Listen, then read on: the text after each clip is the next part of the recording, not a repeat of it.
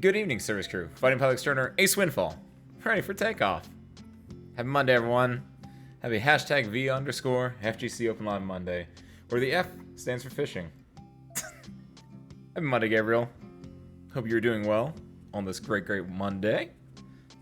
Our plan today is have a nice, relaxing, not long, approximately 2-hour little Zatsu session. There we go.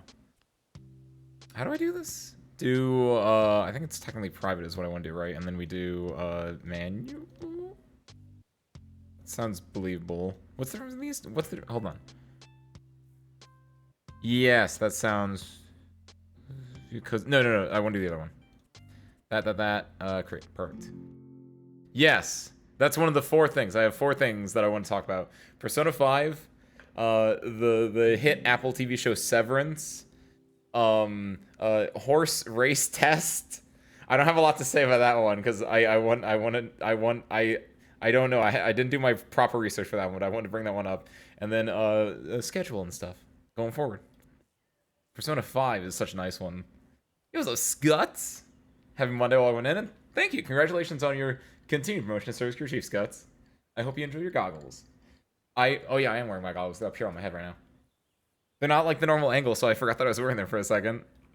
The Pope is not a subject. I don't know what I could say on that one, Gabriel. I'm gonna be 100% honest with you, man.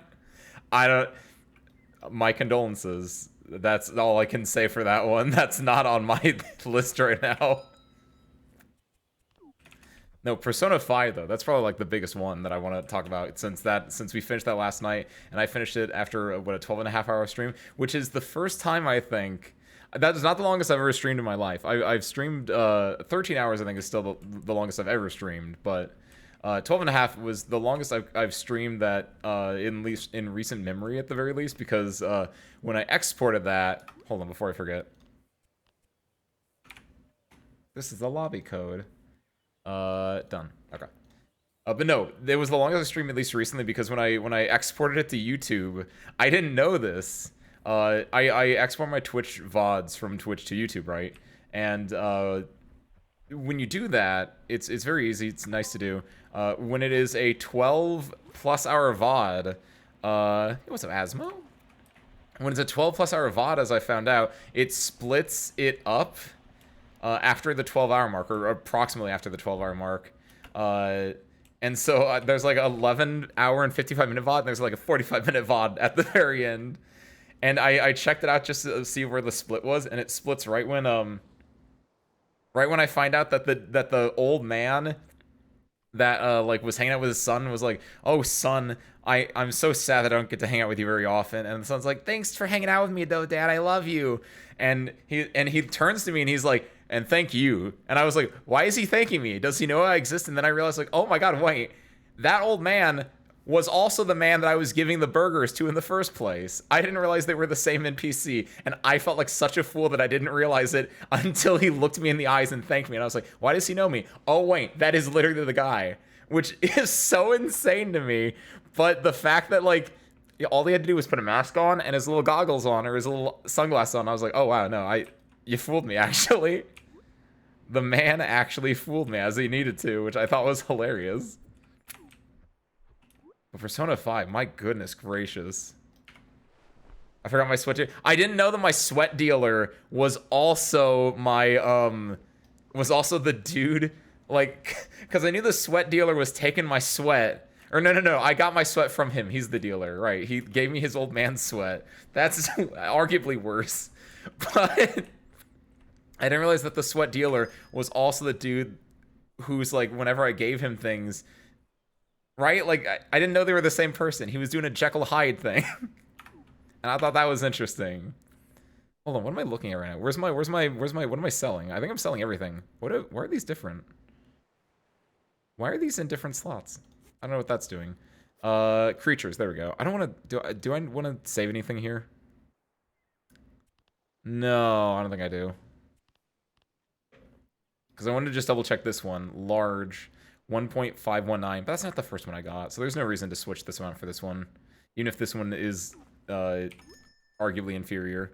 Sell it, purchase. Bada bing, bada boom. Luckily for me, I've done my fishing, so we just get to sit back, relax, and have my cool, normal fishing rod. Because it's a Zatsu day. A catchy. So, I like a catchy. I like Maruki more. That's my if I had to rank the Persona 5 characters, I think I like Maruki the most, but I am very biased on that one, just like I feel like people who like Akechi are very biased on that. But I'm not saying I don't like Akechi, because I think Akechi, especially in the royal content, when he's full on just being his true blue self, for lack of a better word, I think is some of the best content in that game. I think when Akechi is being your navigator and he's saying the most unhinged things ever, I'm so about it. He's so damaged. He needs some help. He needs some milk, for all I know. And like I hope he gets better. But at the same time, go off, King.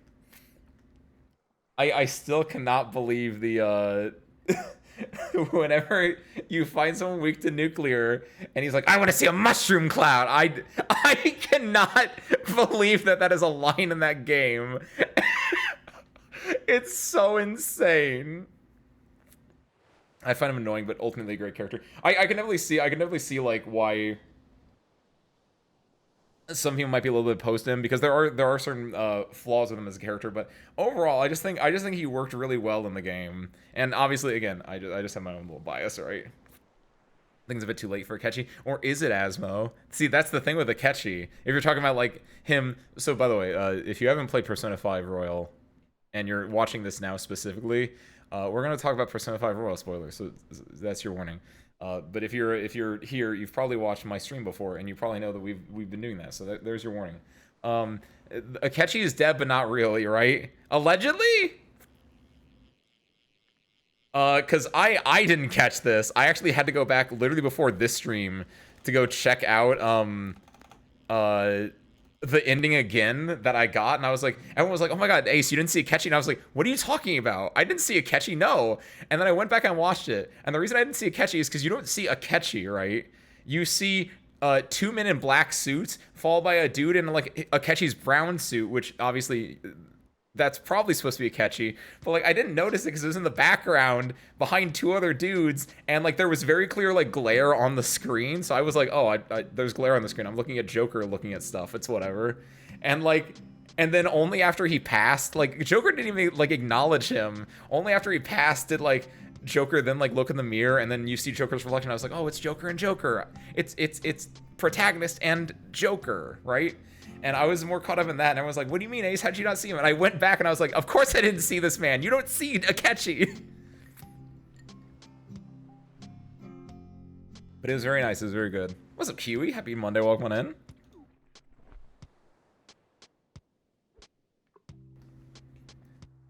There's an unsurmountable amount of fan art of that single moment. Why would I see that fan art yet? I'm not looking for spoilers. Now I can go check that fan art now, though. He had to be around the game drop. If I was around with the game drop, I would know that he lived. By the way, what's a meme?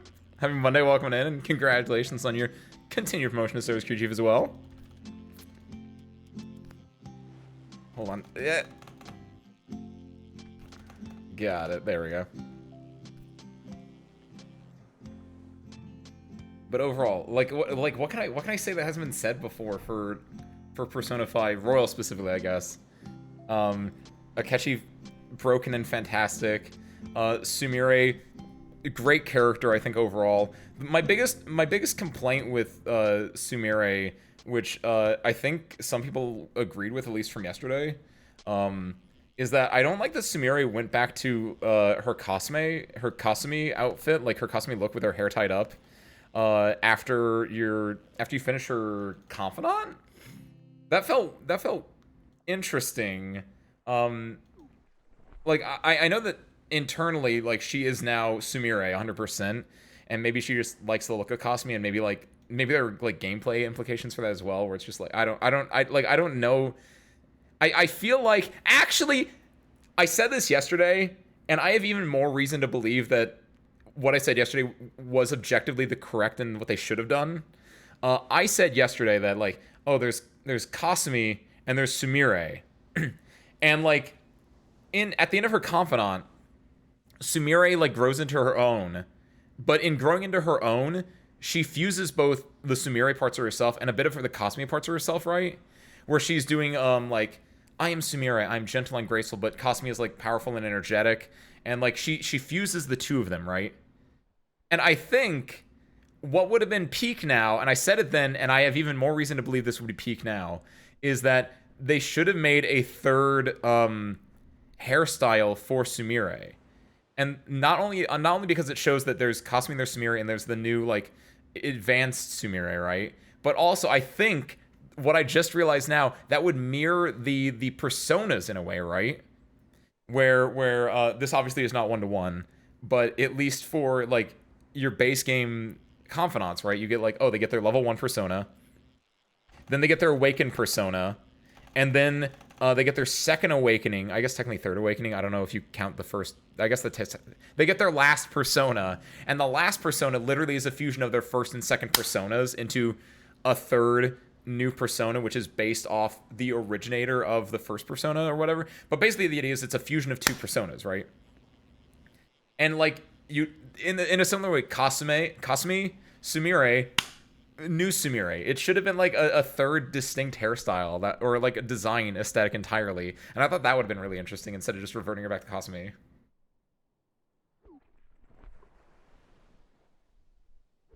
What do you think Shuake is a reach? So is Shuake the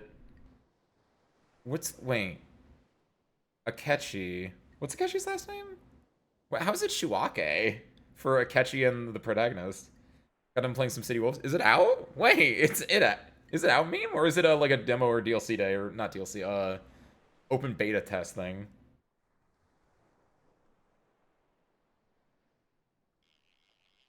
Oh my god, water is delicious, by the way, guys. I lost my water bottle, left at my friendly local game store last week, so I've had to like resort to like drinking water out of glasses like a normal person. But because I have to distinctly go and fill up a glass of water with it, I always put ice cubes in it, so it's always really cold. It's really nice. 3 days early access. So it's coming out this week then? Good lord. Shuju means prisoner Japanese blade. What's the Ake part? Oh, because okay, it's not using the first part of one name and the last part of another name. It's the first part of Shujin. Oh, Shujin is prisoner, and Shujin is also the name of the academy. Oh, I didn't get that joke. That's a hey. I see you, game. I understand that joke now. It's from Shujinko. Why do I should know what that means. Wait, Shujin is prisoner. Shujinko would just be also prisoner, right? Or is that something else? I feel like I should know what Shujinko means. But as soon as I fully see like why people would be like, yeah, Akechi and the protagonist, because there is a lot going on there. That's honestly up to the final interpretation of the person though. Like you can write them as you can ship them together, where you can have them as rivals, right? There's that bit of ambiguity in there. However, the fact that and I called this, by the way. I absolutely freaking called this, by the way. Cause I know you all. I knew you all way too well, because you all were like, man, isn't it sad that Akechi is dead? And I was like, hold on, Akechi's not dead. I know Akechi's not dead. You see him, like, it's the, if you don't see the body, the man is alive. And so I knew that when he came back the first time, I was like, this dude's not dead. You guys are all lying to me. And then he came back, and I was like, see, he's back. And then I felt so smug in that moment. But then I was like, hold on. You wouldn't set me up for that easy of a knockout of the park. And so you were 4D chessing me, but I 5D chessed you early on enough that I knew you guys were 4D chessing me on Akechi being dead, because I knew he wasn't dead. But when he showed up again, I was like, hold on, that was way too early for him to show up again if he wasn't dead. So I knew that there was another twist going on. So he was dead the entire time, and I called that because I was like, hold on, if Anne, if Ryuji, if Morgana, if Makoto, if Haru, if Futaba, if Sumire all got their special little cognitive distortions of their own, I was like, why would Joker not get one? Why would Akechi not get one? And I was like, wait a minute. And because there was literally the scene where Joker is sitting on his bed and he's looking at the glove that he got from Akechi, and you literally have a moment of just like, man, I wish Akechi was still around. I hope he's still around. And that's Joker's wish to get Akechi back. And so it's like, very early on, I was like, dude, Akechi's dead. Akechi's my dream. Akechi's my dead parent. So I'm happy that I called that, but there was a lot of meta interference there, I think. Oh my god, but I absolutely love that. That was great.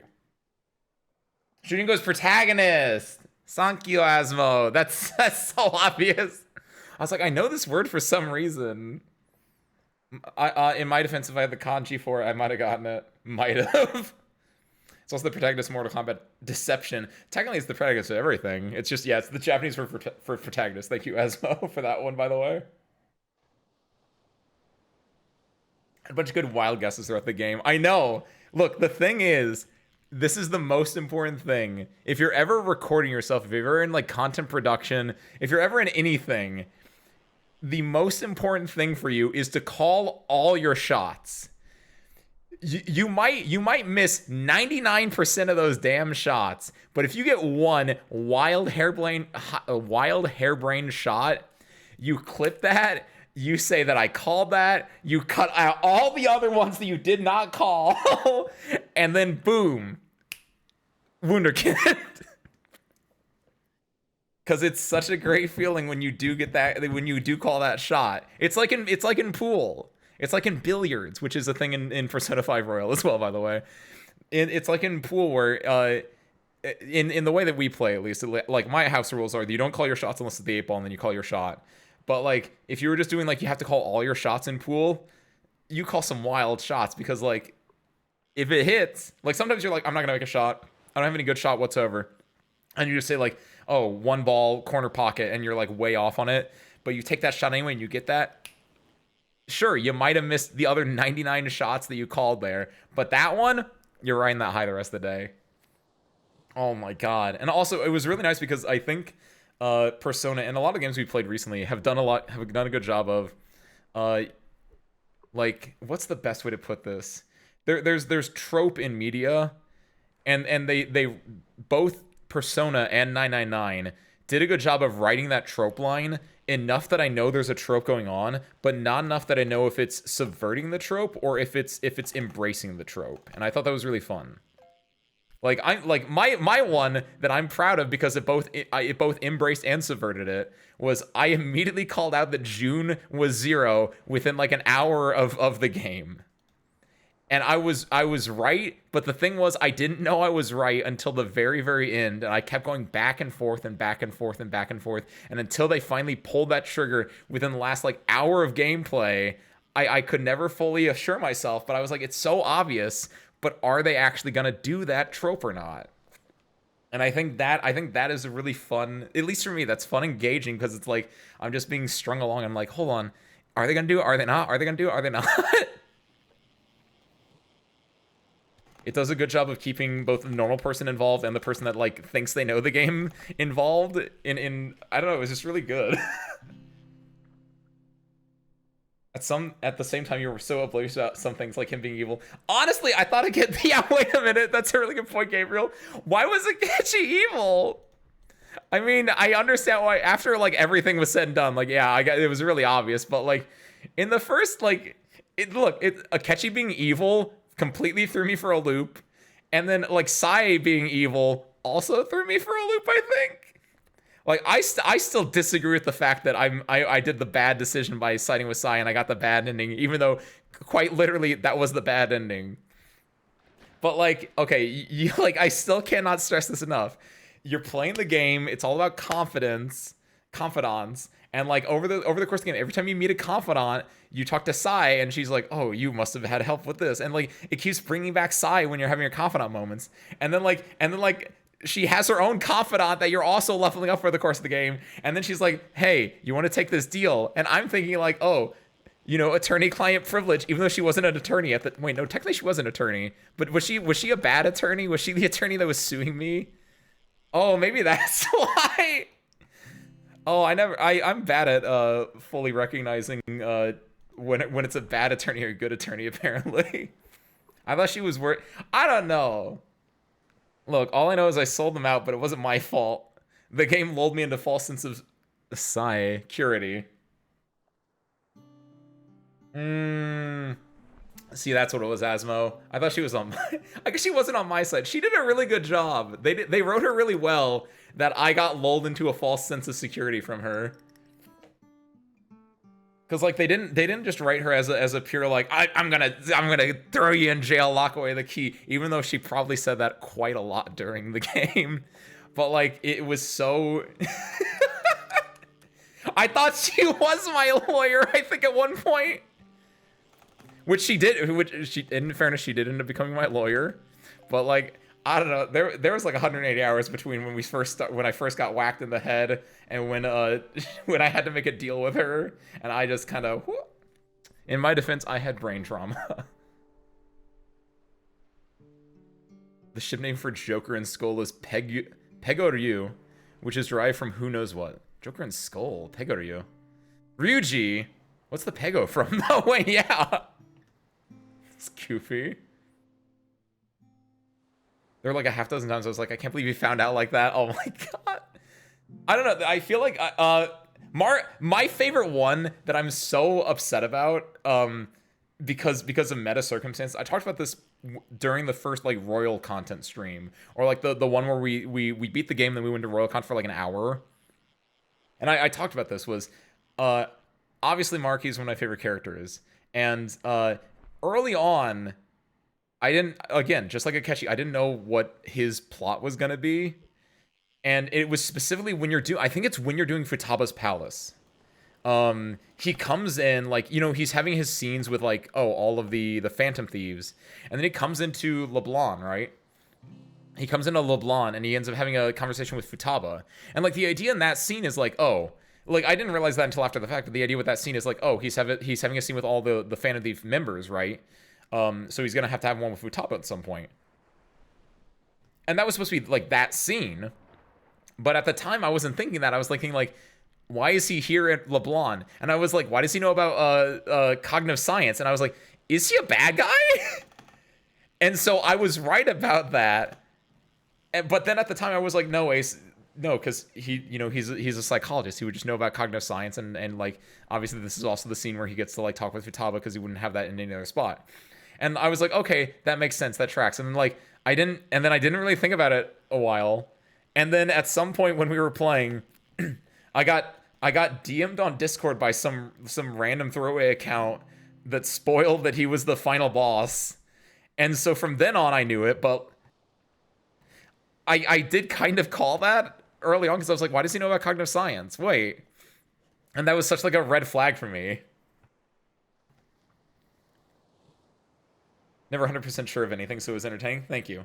You can never be 100% sure of anything, Gabriel, I think. You can be 99% sure. And even though I sound like I'm 100% sure, there's, like I said, a good game like 999 or like Persona 5 will make it so that it will never fully reveal its hand. It's always going to be riding that line of like, I'm pretty sure it's going to be this, but I can't say for certain. And so you're always flip-flopping around and being like, because like a good detective or like a good police officer or detective or attorney or whatever the hell, you have to write things down in your detective notebook. And you can't like pull the trigger unless you have beyond a reasonable doubt that they are guilty of being evil.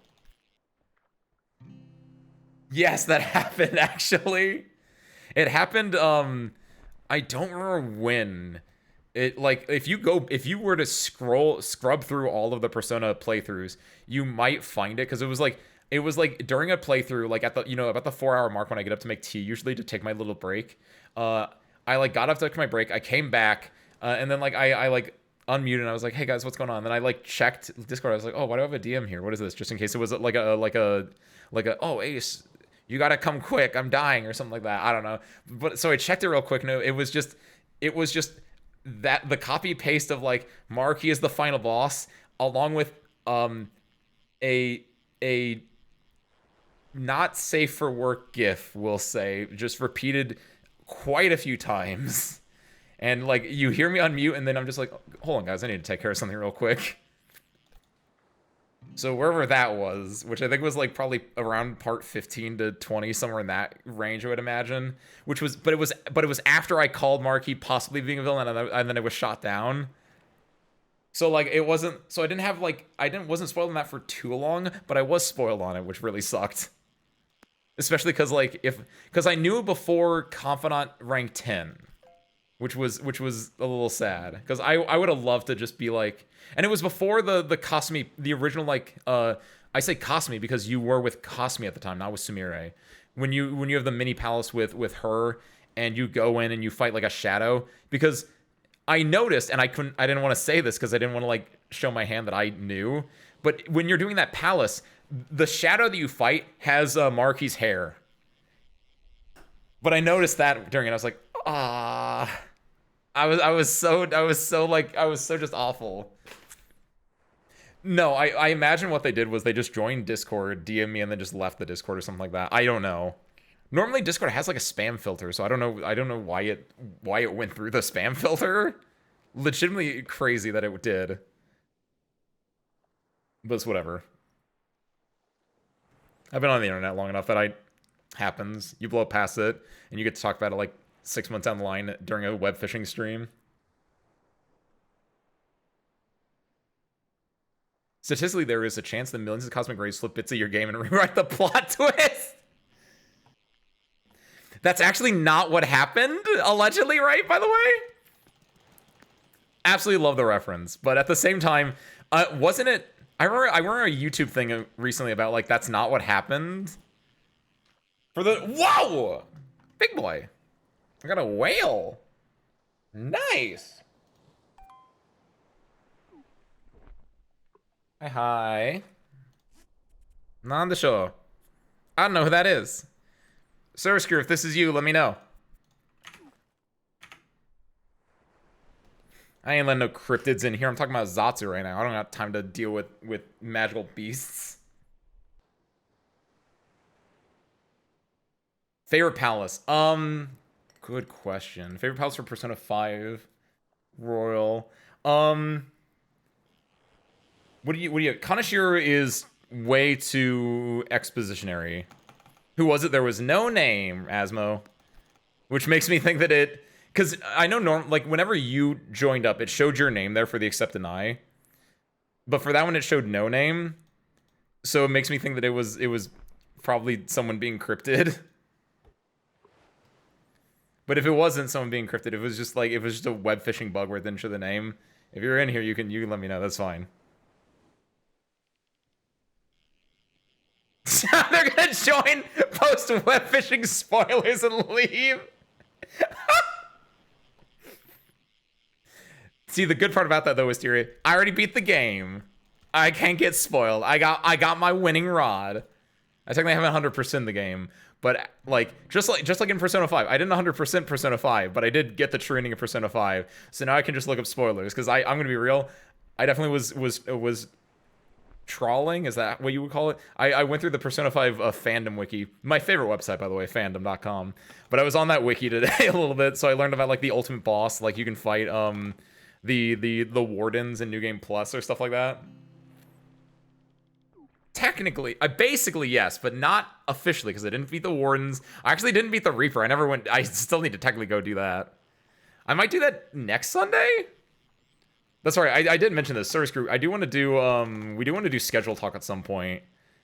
Because I don't know what we're doing next Sunday. Next Sunday I have my I'm gonna be out for the normal time. We'll probably start at like we'll do either a stream or a watch along at like 6 Central, which is 4 hours after normal Sunday start, 2 hours before like now, effectively. I was thinking like maybe we just do something in the Discord and just do like we watch the Persona 5 OVA and we just fight the Reaper or something like that, just mess around with stuff. Oh, is the Reaper that easy? Oh, I thought the Reaper scaled your level. Aw. By the way, hold on, let me go ban a bot. There we go. I don't think I need to ban these bots anymore anyway, because they're just like... They get picked up, they get restricted anyway. You guys don't see them, but...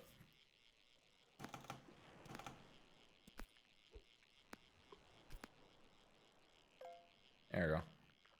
It's like cryptid, and I thought for a second it was the doppelganger from last stream. Aniki! I'm sorry, your older brother, Asma. I'm sorry for your older brother. Aniki. New Game Plus has so little content. That's kind of what I felt. I was like, I'm not gonna play through 250 more hours of this game just to get an extra boss fight at the end.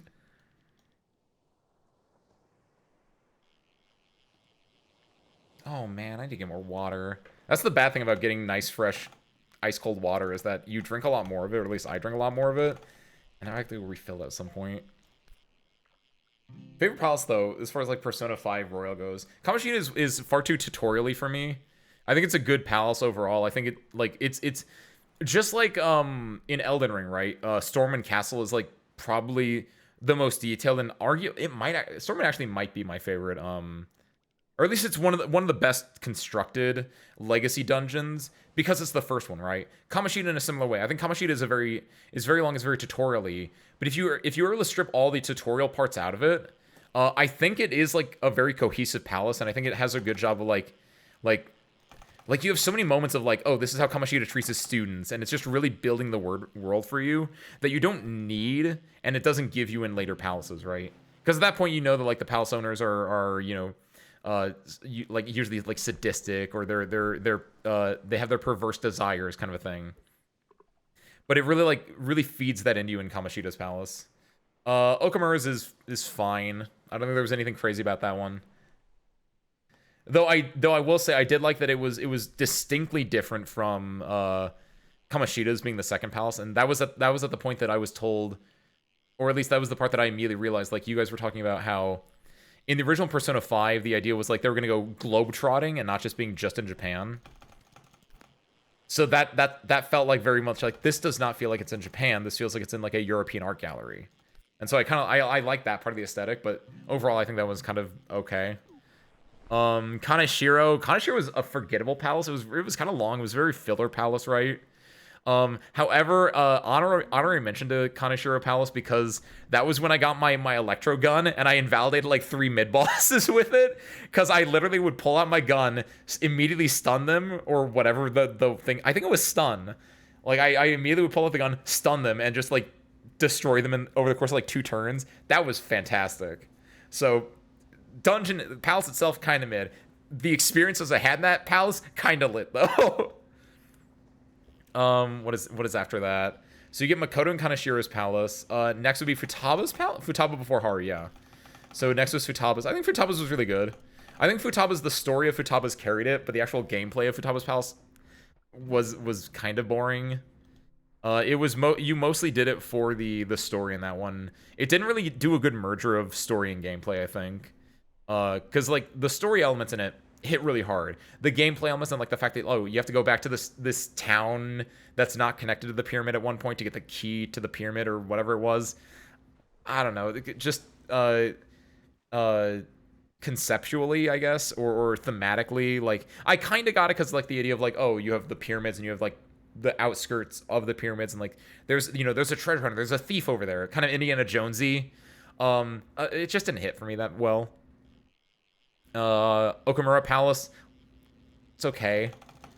I think I like the first part of the Okamura Palace where you have which was not actually even about Okamura's palace, was just I like the part where like Morgana leaves, was able to get Haru, and like again, like I was saying, I was scrolling through this fandom wiki today, and I was on Haru's page, and there's a little gif of Haru when she first joins, and she comes out the shadows, and she does like a front flip to be like, I'm the beauty thief, and I was like, that's peak. Everything else is okay. It was a very long palace. I think that was my least favorite boss by a far, because it was very much just like, you have to do this very specific thing, which once you know it, it's like, oh, it's so obvious. But if you didn't know it, it felt very much just like, I'm doing the right thing, right? And it's like, no, you're objectively not doing the right thing. But it didn't make sense to me, because it was like, you had like Okamura would summon 4 guys, and you had to defeat all 4 guys to get to the next phase. But in the final phase of him summoning 4 guys, he would buff one guy up really, really strong, and then the guy would explode. And you're like, okay, hold on. I have to kill all 4 guys, right? How do I kill the big guy that explodes? And the answer is you just don't. Because when he explodes, that counts as him dying? Even though that's not how that like feels like that should work? Because I feel like there was something else earlier in that fight that I tried in relation to that, and it was like, oh, it doesn't count like that. And so I thought that was just a very, it just I think was very poorly conveyed. So Okamura very low on that list. Yeah, would Sai be the next one after? No, yeah, Sai would be next after Okamura. Sai would be the best for me. Great all-around palace, not too big, not too short, amazing music, best to size. I agree with the aesthetics. I am also a sucker for casino aesthetic, so that one is pretty high up for that one. I think the length of that is fairly good. I like that it had a lot of mini games, for lack of a better word. I think I'm kind of okay with it overall for that. Because I like the mini games. They were all very different, but it felt a little disconnected because of that. Like you had the base floor that had nothing. You had the second floor that had you had to play like blackjack or something like that, in which you had to rig the deck or something. And that one felt very good. But the third floor being what was it? Like once you get to the third floor, it's like, oh, you got to go through a dark maze and then you got to go fight someone. The fighting someone, I guess I can see it like being a casino thing because it's like, oh, like it's like cockfighting, or it's like oh, it's like money playing where it's like, oh, you can bet on like these two things fighting and then one's gonna die. It's like very illicit gambling, right? So that one was like whatever, but the maze one did not feel that felt stupid. I'm gonna be honest. I like the concept of a dark maze. I don't think that's a casino thing, so that was a little question mark for me. Overall length, though, the overall things that happen in it, pretty solid. I have no major complaints with it. And again, I think casino aesthetic, like the second floor, the first floor you actually like do things on, I think that's peak. Oh yeah, it's you do blackjack and you do the slots. You have to like rig a giant slot machine on the second floor as well. Like I think that one was like really good. Third floor a little bit weaker. Unholy Beast of Destruction and Humiliation. She has no heart and will one-shot you if you don't entertain her enough during the fight. Oh yeah, because I was reading that. Like on the warden fights, you have to like have like mini objectives that you have to do where it's like, oh, you have to do like 5,000 damage in 9 turns or something like that. And I was like reading the description of it, and it's like, if you're not using the best of everything and you're not like doing these special things, I was like, I am not into this game to do fighting. I'm in this game for the story. So I do not think I am built for this.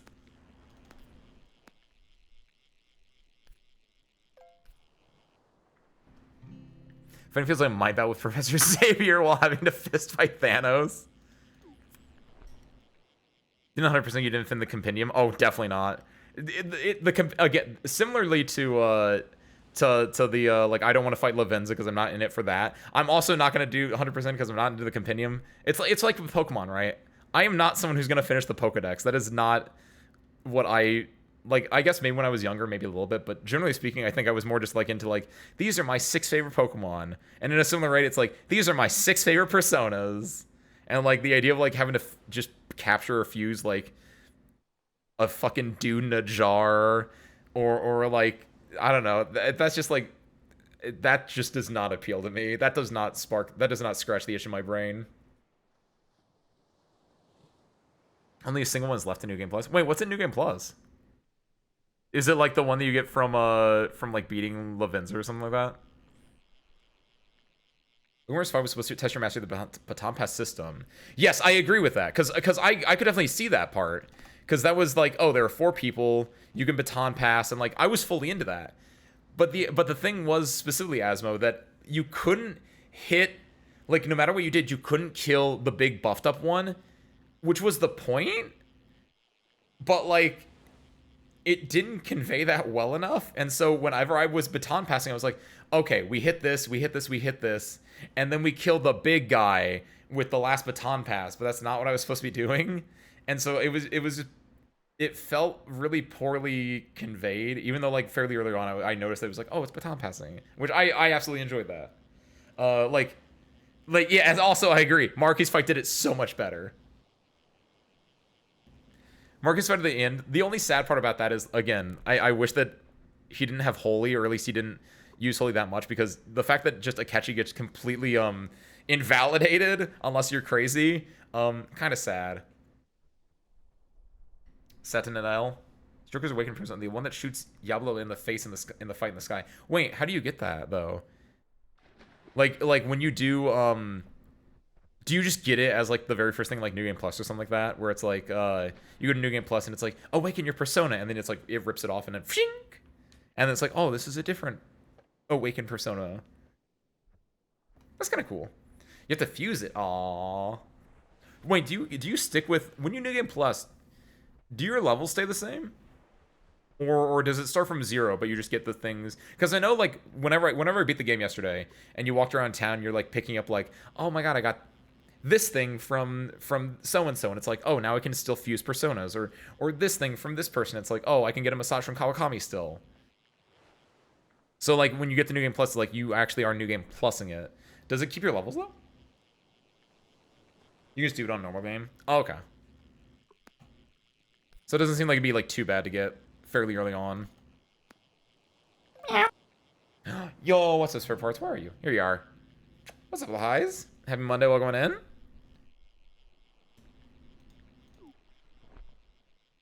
Talking about Persona, our retrospective here.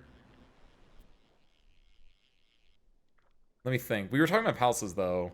Sai's palace, very solid. The second floor peaked. The third floor could use some work. I think Sai's fight was really good, though, from what I remember about it, because it was very, like, I think Sai's fight, just the aesthetic of that, right? It's using a giant roulette wheel, and it's, like, you know, semi-random on what she's rolling with that. And then you have to, like, do the little thing where it's, like, you send someone off to go, you know, shoot the glass panel to stop that. Like, there's a lot of fun stuff with that. Okamura's not Okamura, Shido's palace. It's long. I think it's decidedly okay. It's just the length is it can get a little in there. Obviously though, it has its narrative moments, specifically of course at the very end where with Akechi. But I think Akechi is so far removed from Shido's palace itself that it's its own category of thing that's happened. I feel like she's just damage one. I mean, I feel like a decent amount of the bosses are damage sponges. And I guess maybe this is the bit of like zoomer brain I have, but I was like, I liked it when she spun the wheel. Like that's such a lame thing, but like to me that as a mechanic was just was interesting. It was visually interesting, and so that kept me in it, even though she was a damage sponge. Because I'm trying to think what are the other like boss mechanics? Kamoshida, whatever. Madarame was an interesting one with his painting phase specifically, where that was like your first intro to like baton passing a little bit, where it's like bop bop bop bop bop bop. That's kind of fun. Yeah, Kamoshida is like whatever, because he's a tutorial boss effectively still. So it's like I can't really be like this is peak, and at the same time I can't say this was bad. It was just like this was kind of introducing you to how like palace boss fights go. So I can't. It feels weird to argue that one. Madarame seems fun. He seems fine though. He didn't like stick in my head a little bit. He wasn't like challenging. I think I did him for no. I think I like did one flub at some point. I think I did him second try, but he was okay. He was kind of cute. His little thing. Kaneshiro was kind of forgettable. He was in his giant piggy bank mech or whatever it was. Is whatever. What's next? Futaba's mom. I mean, I feel like I cannot talk about that one because I definitely cheesed that one with who did I use? I just reflected it, and it just completely invalidated her. So I don't know what that one was gonna be. I could have fucked that one up. It was Kaguya Picaro. Thank you. That's what it was. I was gonna say Aegis's persona, but no, I think I got that one later on. It was Kaguya Picaro with reflect physical, and yeah, that kind of invalidated it. So I don't know for that one. Okamura, I've already talked about. I think his might be the worst one, or at least it has legs, but ooh, those legs are not the correct type of legs. Shido's palace and Shido's boss. Shido's palace was okay. It was a little bit long. It had themes, it had ideas, but I think it just kind of got lost in the weeds.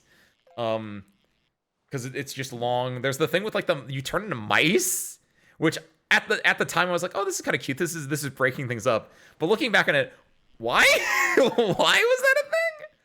I thought it was cute, but in the overall scheme of things, like, and I guess because he sees us as mice, he sees us just like infesting his ship and whatever. But like, look, it's just like that's a little bit weird. Just kind of feels like a thing they threw in there because the palace is already long. And yeah, Shido's fight itself, it's okay. Maybe see the other thing is I don't know if it would have hit harder if that was the final boss fight. But since I knew that wasn't gonna be the final boss fight because there was royal content anyway, it was just okay. I think I got cheesed out of that one too. I think he instant killed me at one point for a spot that he shouldn't have instant killed me in, or something like that. It might have been my own fault for that. I don't know, but the Shido one was decidedly okay. I really Shido started the trend though of people who look okay in the real world and then they just have the worst, just like dog ass ruler designs.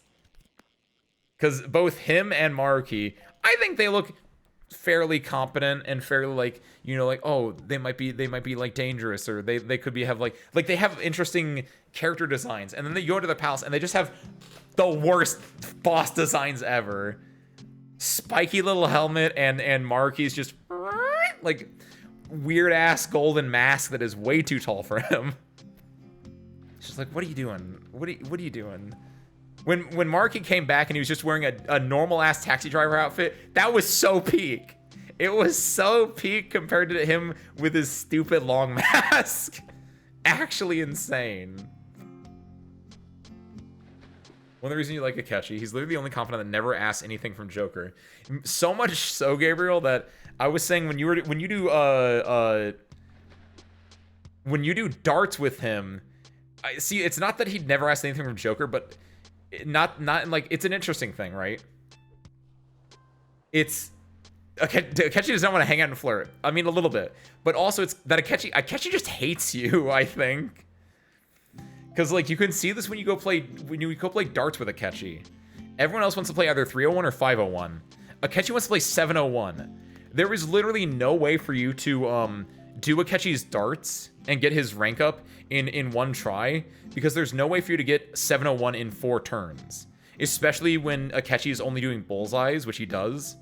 So it's that not only does he never ask anything from you, but he would hate to ask something of you because he doesn't want to rely on people, because that's a big part of his character, right? Is that, you know, I'm an orphan. I knew who my father was, but my father abandoned me. Like, I will never rely on someone. I will be my own. I'll be strong and I'll carve my own path. And like, he's so broken and like, you can try to fix him. That's on you though. I'm trying to fix someone else. But yeah, that is an interesting thing. He doesn't ask stuff from you. That's because he would hate to ask something of you. Which again does make it makes him stand out. It makes him interesting. What are the other palaces / bosses? I think the final boss of the base game, Yagdablalava, I think he's alright. I think I'm not gonna call it his palace. No, he actually does. Mementos is his palace, technically. You do have like a palace at the very end of Mementos. That's okay. I don't know. I think when you get to see, like, there are moments in that palace, but overall it's kind of mid. Like, when you get to see all the past palace rulers, and you get the idea of like, oh, it's the Palace of Sloth, because like, you know, why change society when you can just like become a mindless drone of society? I think that's a very interesting idea. That's a very interesting concept for the game to explore. The idea that like, yeah, we've been like, we had palaces, but now we're back here. We're back in the Sloth Palace, and we're just chilling, right? I thought that was such an interesting concept, and like I will say actually that one. Hold on, what are the other, like, every palace has like a little puzzle you have to do in them, right? They're little like puzzle bits.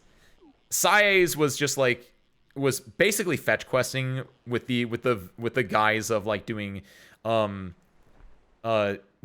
games, right? But it was just fetch questing. It was up Teal? It was up Teal? Have you Mundo going in? Like, Sae's was just fetch questing with the guise of doing like poker games. So there wasn't actually like a mini game there technically. I think But the Mementos Palace actually did have a minigame that I really liked, which was the one where you had to like do step on the tiles.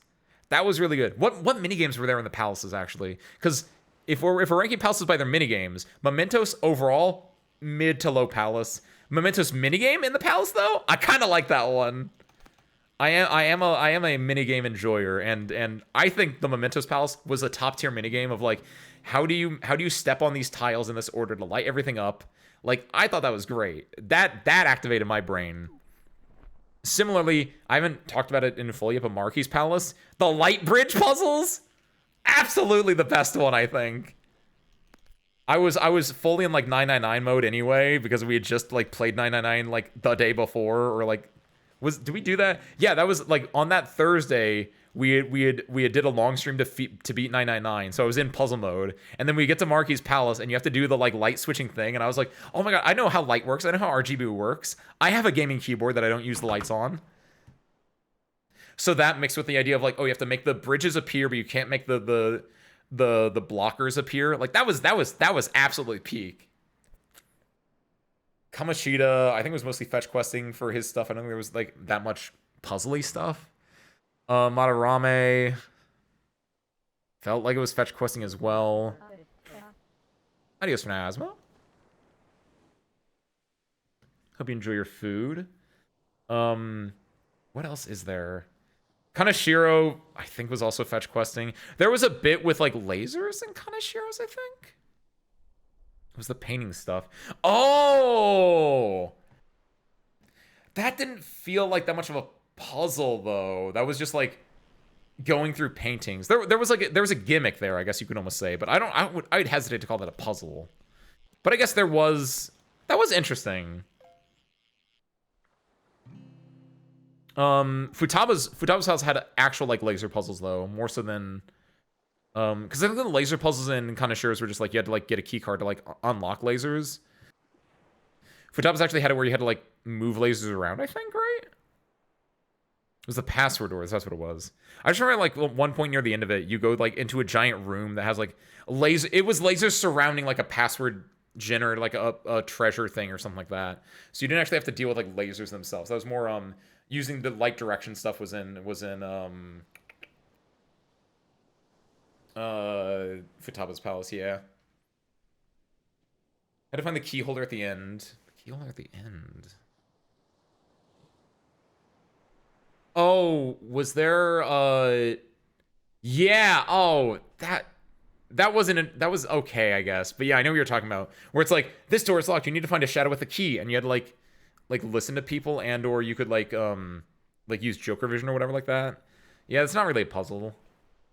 Same thing like paintings, not really puzzles. Kind of sure it was more like that wasn't super puzzly. I don't think Futaba's stuff was actually that puzzly either. Like Okumura's definitely Okumura's had an idea where it was there were like 4 section chiefs or whatever like that, and you have to like ask them questions and be like, who's the real section chief, or who's the real like, you know, the dude that was who's the guy, right? There was like an idea there. What was Futaba? Oh, Futaba's, there was the binary part in Futaba's one actually. The binary one was good. Those puzzles. Oh yes, there was that part as well. How do we go into out of body mode? Oh, camera mode. If you go to hockey is in, or this one over here, that does out of body mode. And then you hit it to go back in.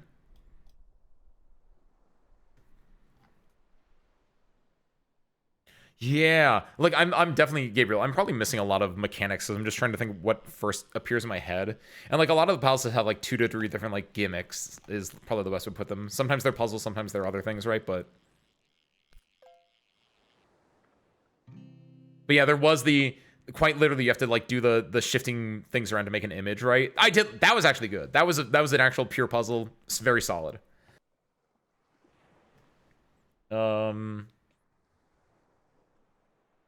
Need to enter a pin. You had to decipher the codes based on hints you would find. That was okay. That was also a long time ago, so I'm probably not remembering that one as well. Shido's Palace. I feel like Sheeta's Palace was more fetch questy stuff as well. I don't think there was like a puzzle in that one. Because I'm trying to think what the areas were, and it was mostly like you got to go find who this guy is, and to do that you talk to other NPCs to find out like that. Golden Reap. Yeah, that's the same like idea as the Okumura Palace, right? Where it's like you gotta like based on this contextual information, what is the best answer like that? Or that's like in Marquis Palace, right? Where it's it felt like that where earlier in Marquis Palace there was like the air quotes puzzle of like the password protected doors where it's I guess no, that wasn't like that. It was R equals 7, A equals 1, L equals A. Oh, that one. Oh, that was actually good actually. That one would be a puzzle then.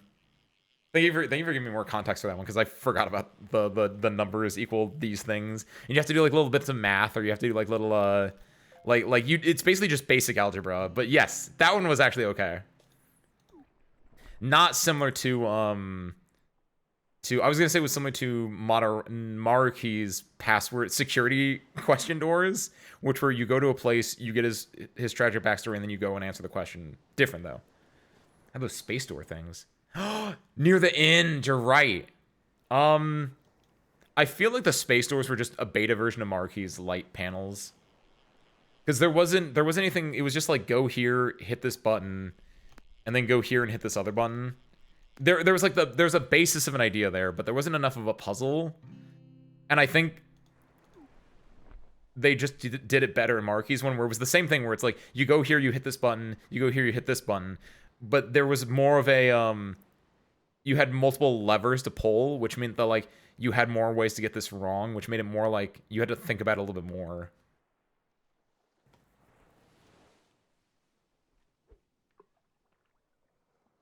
I don't know, I just like the idea of just hitting everything right. It was a velvet.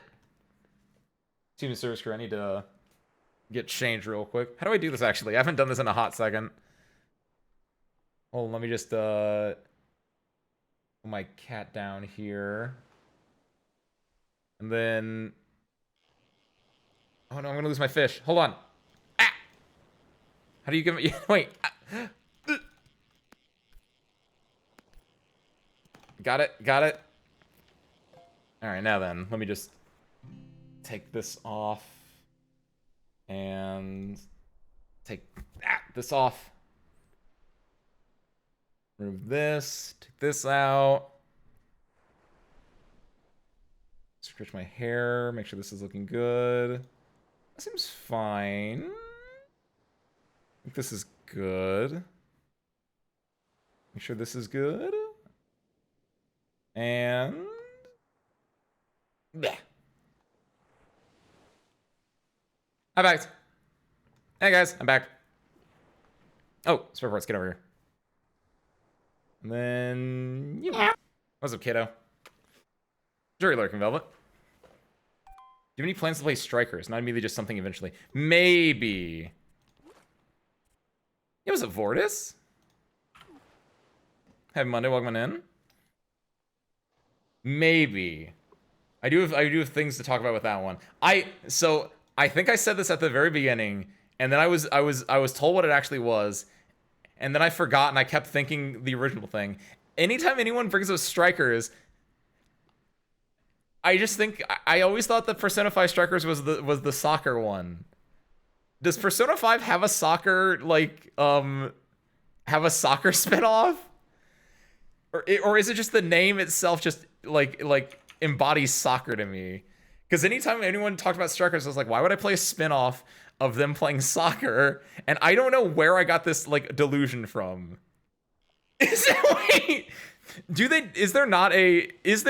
Hold on. First off, you're right. Super Mario Strikers would be possibly why you remember that. But also, side question, is there like a Persona 5 spinoff where they're just playing like a sport or something like that? That's fully like not story based? Because it wasn't until earlier today that I remembered again, because I was like trawling the fandom wiki for it, that I was like, oh right, Strikers is like a hack and slash game, which by the way, actually, peak character design of that Wolf, his hat looks really stupid. His like outside of his Phantom Thief hat looking really stupid, Wolf is my kind of character design. Joseph Dolly? Have Monday welcome in? Mementos at the floor puzzles, yes. Mementos and Marky, I think were the best like version of puzzles in the game. Ooh, the rat puzzles, that was right. There were the rat puzzles in Cheetos, which were okay. So I was making with chips where you needed to collect them to move to the bridge. Well, the chips were just like you had to do the 2 other mini games on the floor, so that was kind of whatever. But I'd say not within the next year though. I'm probably not going to touch anything Persona, like majorly Persona related, for like the next year or something like that. Maybe less, maybe more. But yeah, the idea of like after now knowing what Persona 5 Strikers actually is, that it's a hack and slash and not a soccer minigame, because I swear to God, I thought it was just a soccer like minigame. I was like, why does everyone want to play a soccer minigame where they're going around Japan playing soccer? Like, maybe there's a little bit more legs to it, and also, again, I think Wolf looks like he's peak character design, and he's also, like, he's like a disgruntled old, like, police detective or something like that. Like, again, like I said, it's very solid character design. You consider dancing a sport. For the purpose of this conversation, yes. But actually, no. For the purpose of this conversation, no, because I knew what Persona... I knew the Dancing All Night and those related games. I knew what that was. It's based on Persona 5 original, does not recognize Royal. Ooh. That is interesting. Because obviously, Persona 5 Strikers was probably started production or even, like, completely came out before Royal came out, right? I don't know. I liked Maruki a lot. So if it doesn't have Maruki, but it just has Wolf, I don't know. That's a tough trade-off, TBH. Also, definitely doesn't contradict as far as I know. Okay. Consider gambling a sport. You have P5X. I don't consider gacha games a sport, but sourcing with Persona abilities could be fun. See, that's what I'm saying. Like, what's Persona, like, what's the one with the chibis in it? Because I thought Persona 5 Strikers was the chibi one. Isn't like Persona 5Q or something like that? Q2? What is that? Because I thought, what's the one game? Hold on, I think I own it. I don't think you can buy it on Steam anymore, but I think I own it still from the before times. Hold on, I see that I have to fish real quick. What was the game where Trigger did the opening like demo screen for it recently? That was about like air hockey, not really air hockey, but you know what I mean. I thought Persona 5 Striker was going to be that gameplay. Freaking oh my God, what is it? Omega Strikers! Omega Strikers! That's also another thing with Strikers in the name! So, hold on. There's Super Mario Strikers and there's Omega Strikers. So, all I'm saying is, by that logic, you can see why I would think Persona 5 Strikers was a sport game where you would go, like, 3-on-3 against, like, shadows or something, and your goal would be to hit balls and nets.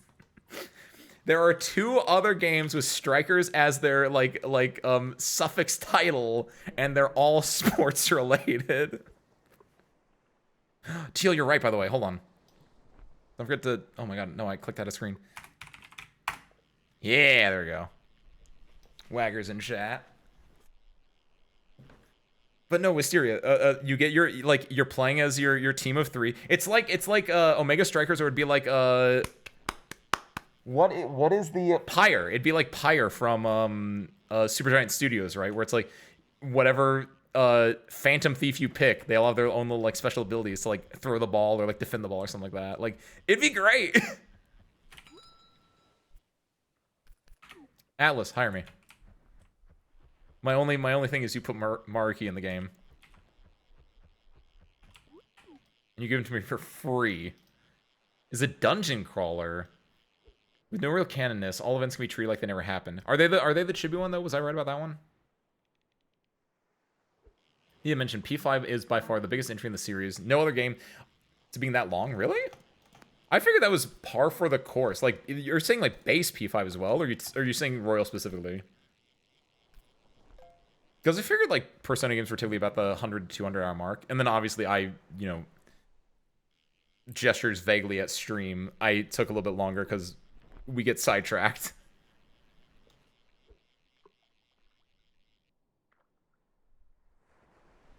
There's Tactical, which is a strategy game.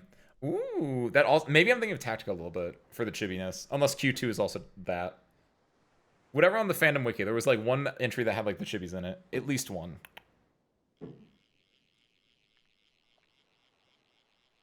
Q1 to Q2 technically did happen, but they're both in a time hole and everyone involved got memory. Just like the dancing one, Asmo.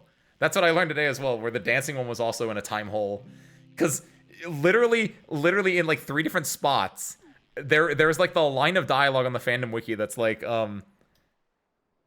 what is it? It's like Carolyn and Justine got jealous of Margaret for having the detective agency or whatever they're called in Persona 4 defeat this outer god-esque being via dancing, and so they made the Phantom Thieves do the same, and so they brought them into like a time hole to defeat something else, and then they wiped all their memories of it happening after the fact. Like there were at least 3 spots on the wiki that had that like explanative dialogue, and it's the most insane thing ever.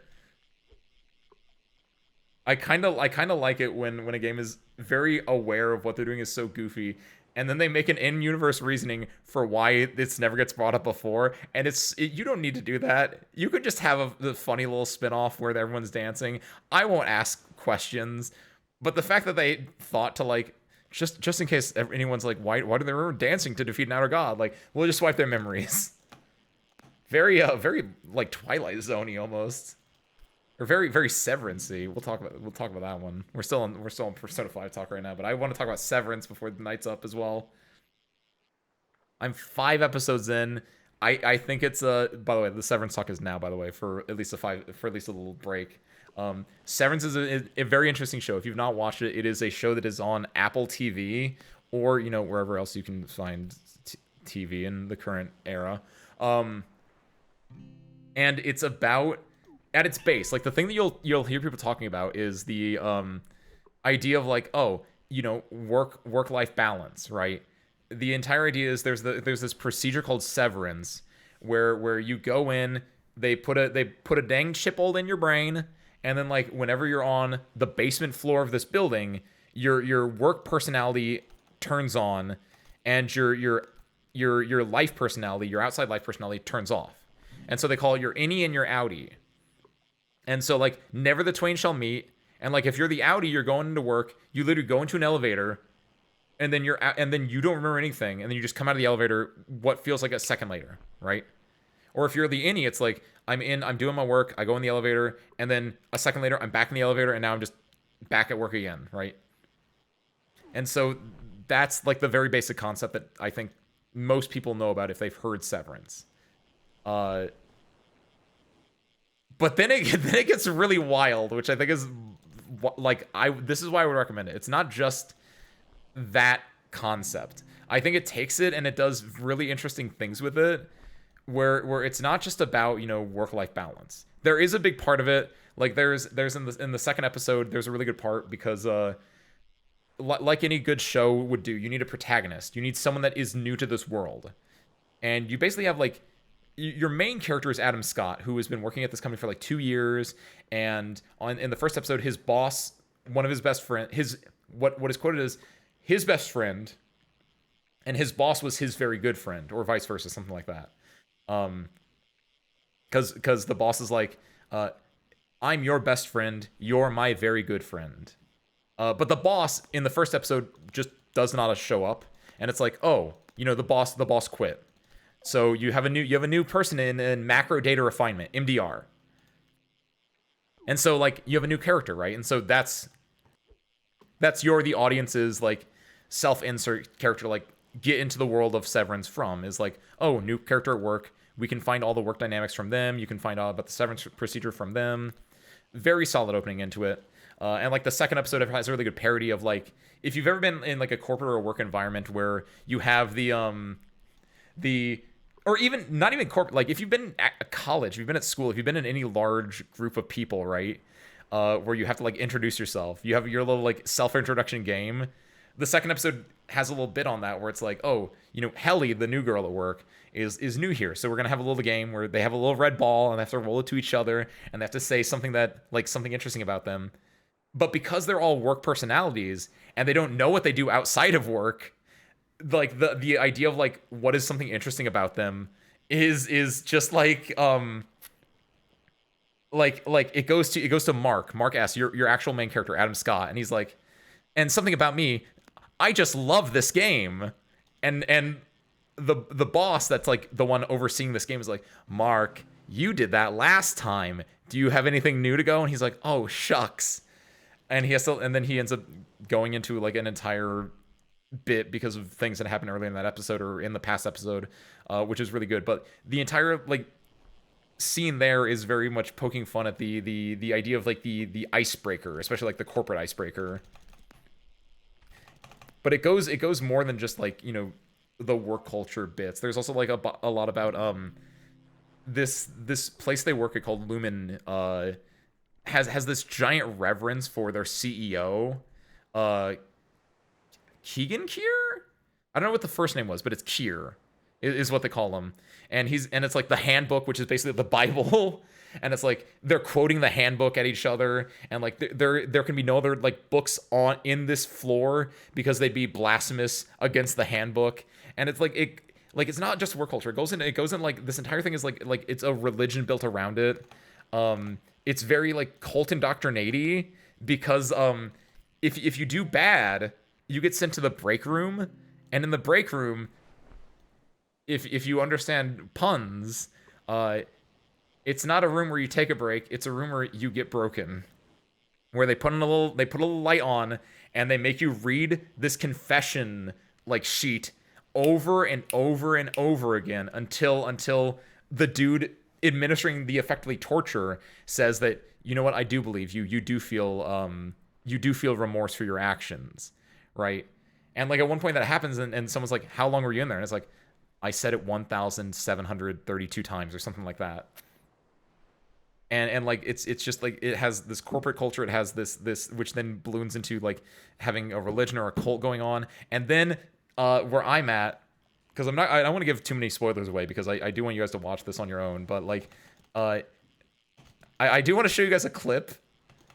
I did literally pull up a clip before stream because I was like, I want to show this clip in case anyone is like on the fence about watching this show. I need to show you guys this clip. Oh yeah, I did it. Good job, me. Because I think this is a really good indicator of like what I like in the show and what I like in shows in general. I like it when I don't know what's going on, but I want to know what's going on, and like how's the best way to put this? If you've engaged in YouTube video essay watching before, I guess is the best way to put this. You might have heard the term the mystery box in reference to usually like J.J. Abrams products. Lost is like the progenitor of it, where the idea was like, oh, they're stuck on an island and they don't really like know what's going on. There's like mystery after mystery after mystery, and you don't get an answer for it. And like that was always brought up in like relation to like then Star Wars episode 7 because of the same thing. It's like, oh, who is Snoke? What is the deal with this lightsaber? Like there were so many like mysteries that then there was no plan for what they would actually mean. But there's this idea of like the mystery box of like, I don't know what's happening, but I want to know what's happening, which I like. But the thing that makes it weak is then if you have too many of those, you know, you lose the forest for the trees. You just get lost in like, you know, you need a mystery, you need a mystery, you need a mystery. And then the other thing is, depending on how you do it, you might also like need to answer those mysteries, which depending on what the mystery is, sometimes you don't need to answer. Because I think about Twin Peaks or like any David Lynch product when I think about what makes a good mystery, where you'll have a mystery and you'll have an emotional conclusion, but you might not have a logical conclusion. Like in Mulholland Drive. Mulholland Drive is a fantastic movie. I rewatched it 2 or 3 months ago when David Lynch had passed away. I watched that, and like Twin Peaks Fire Walk with Me again. Like I rewatched a few of his movies because of his tragic passing. And on rewatching Mulholland Drive, I think that's a really good example of like a movie where there is a story and it has an emotional, satisfying arc, but there's a missing logic in there that you as the viewer will never have a decisive answer for. Only David Lynch will have a decisive answer for it, and you as the viewer kind of just have to like fill in your own interpretation as to what these things actually mean in relation to this blue mysterious box that the girl has, or why there are like two girls which look exactly the same but they have different names. Is like, are these the same person? Is it a double identity, or is it just like coincidentally they look the same? Okay, they're played by the same actress, right? But you have like, but even though you don't have a logical answer all that stuff, it still feels emotionally satisfying when everything is said and done. And Severance right now is riding that line of like, you're giving me these weird mystery box scenarios, and I don't know if you're gonna answer the questions in an unsatisfying and just a not good way, or if you're gonna leave these as questions that I won't have answers to and just let my brain go wild, because I like that. And here, after the waning, I would like to show you what I consider a fantastic scene. And to give us some setup, in episode 5 of Severance, which is what I'm at, like I literally watched this scene 3 hours ago, I think. And I was like, this is a fantastic scene. This is a terrifying scene. This is literally from a dream or a nightmare. And let me see, where is there it is. This should be okay. So to give setup to the scene before we hit it,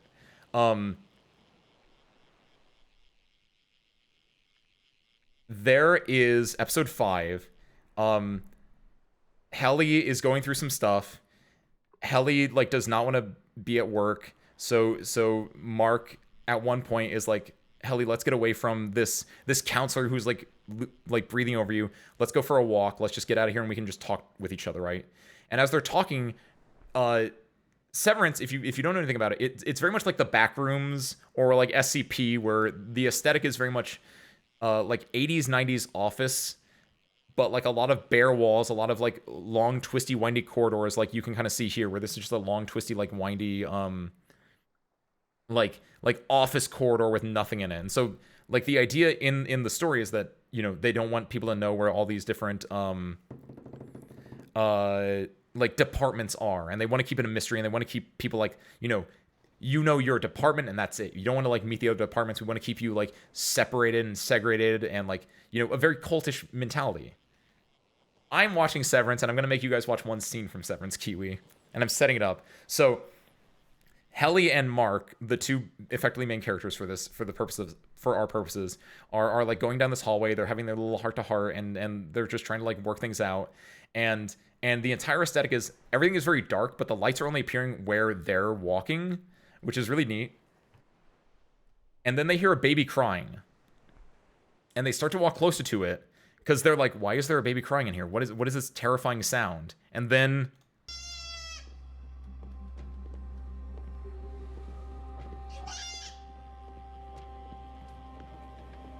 like you see the lights just turning on as they're walking in them in this complete dark, and they're going towards this sound they're looking for. And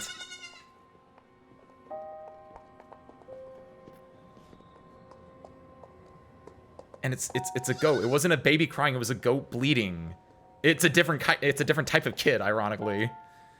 And they're so confused. It's like, we're in an office space. Why is there a goat here? And they're walking slowly into it. And then they see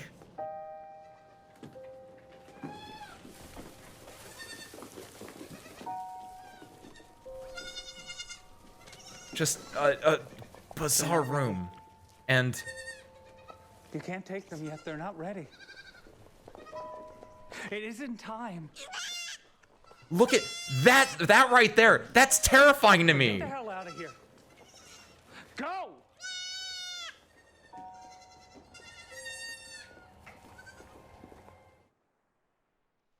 That's it. That's the scene. Like, I do not like the cutscenes there, the little thumbnails there. It's always terrifying there. That's the scene. I think that is an insanely terrifying scene. And yes, Kiwi, that's what I wanted to talk about. It's like a nightmare. It's so Twin Peaksy. It's so Twin Peaksy. You have these very cute goats, which I fully agree with Teal. I thought the goats were very cute, but at the same time, the goats are very terrifying because they have what is it? they have like their bleeding sounds like a child's like a child's cry, and like you have this solitary man surrounded by a dozen baby goats, a dozen kids, and he's feeding one of them with a bottle, and the one he's feeding with the bottle is like crying out, and like the way it's crying out feels like it feels like an Eraserhead.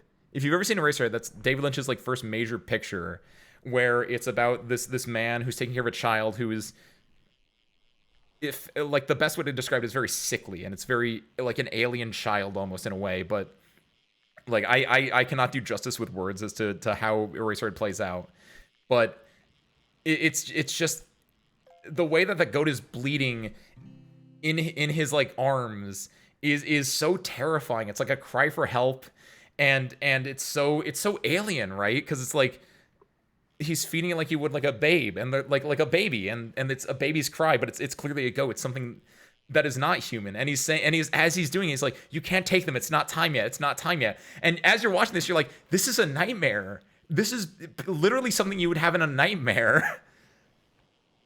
And the thing is, it fits so well with the rest of the series right now. And I fully cannot stress, if you saw, then you're like, that's weird, I like that, please go watch Severance.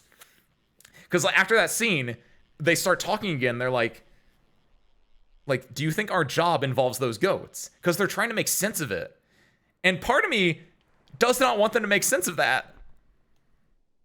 I thought that was so weird, and like I kind of don't want there to be a correct answer there. I kind of want that to just be a question mark a little bit. Like maybe throw an offhand comment at some point, but otherwise I just love that scene just because it is such a weird nightmare scene. And that's one of many scenes that are very distinct nightmare adjacent. Because there's another bit that happens with like there's a character called Irv, and he falls asleep at work and he has dreams, right? So that's a very overt like dream sequence thing. But it's just so, the aesthetic is really good is I guess the best way I can put it. So if you like SCP, if you like what's the other one? What's current SCP? The Backrooms. If you like David Lynch, if you like work commentary that devolves into like religious commentary, highly recommend it. It's got a great cast of characters as well. Also, Christopher Walken's in there for some reason. I don't know why he's in there, but goddamn, if he's not a great character in there as well. By the way, I kind of miss Twilight Zone. So real for that, Kiwi. So real. I think everyone misses Twilight Zone. That's why I'm happy that we at least have Black Mirror, which is close enough. And like it's one of those things where we've had Twilight Zone. Getting more Twilight Zone, they've tried it like twice, right? They had like the Twilight Zone in the 80s, which were like an hour-long episodes, and then they had their more recent one with the famous director that did Nope and oh my god, Get Out and I don't remember what his name was. I'm blanking on that right now. Like there was that one as well, which I heard was okay. It was kind of mid, maybe bad. I don't know. I didn't hear great things about it. Jordan Peele, yes, thank you.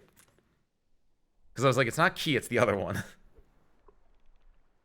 Yes, I heard. So we've had that. I think Black Mirror, which is not a new opinion at all. Black Mirror is kind of like the new Twilight Zone, but it's very distinctly different, and it can be a little like, well, I guess kind of like the actual Twilight Zone. It can be a little bit hit and miss with some things. There's a new season of Black Mirror coming out, I think, within the next month as well, which could be good. But I like those kind of like that weird style of horror. I think hits really hard. Look at that scene as the guy and the woman having a nightmare moment, but the guy with the goats was probably having a really good dream. Dolly. The thing is, that was not a dream. That was the best part. That's a real ass thing, because they talk about it later on, and they're like, "Do you think the work we're doing involves those goats?" And like, there's not an answer to that question. Like this is said very early on, but like the what macro data refinement, what our main characters in Severance do is they have these old like 80s style mechanical keyboard computers that they literally look at numbers on, like a magical like list of numbers, and they just put them into boxes. And it's the entire, like, one of the things is like, what do these numbers mean? And also, why are these numbers scary? Because there's a bit with that as well, but I'm gonna leave it at that one just to intrigue you a little bit more. Welcome back, Fortis. Just it has a lot of good mystery box elements, and I hope that it goes the Twin Peaks route with the mystery box elements and not the we have to explain these mystery box elements and do them in the worst way possible version, right? Also, welcome back, Asmo. Used to watch them whenever I woke up in the middle of the night. Same, Dolly. And there's also is it around New Year's? Every so often when I was growing up, especially, because I don't have like normal TV anymore, right? I'm a stream baby now. Streamer baby. In both senses of the word, technically, but like when I was growing up, right, there would be like every so often there'd be like a Twilight Zone marathon on. It's just like you just watch that stuff and it's great. Season 5 to 6 are for Black Mirror. I haven't watched 7. Is 7 the one that's currently out? Like, I'm gonna be real. I don't remember like individual. Like, I don't know what the seasons are. I always remember like individual episodes more so. I think this is not a unpopular opinion at all. This is a very popular opinion. White Christmas is probably one of the best ones. 7 is currently out. Okay, cool. I didn't know that it came out. Yeah, I thought it was still like a month away. Cool. Yeah, I haven't watched it yet either, so I'll have to check into that. Because what are the? Because usually it's like a 5 to 6 episode season, and like you'll have like usually one really good one, 2 to 3 solid ones, and then about 2 kind of ones. Seen through peak. Is that with White Christmas? Because if so, I think I agree with you.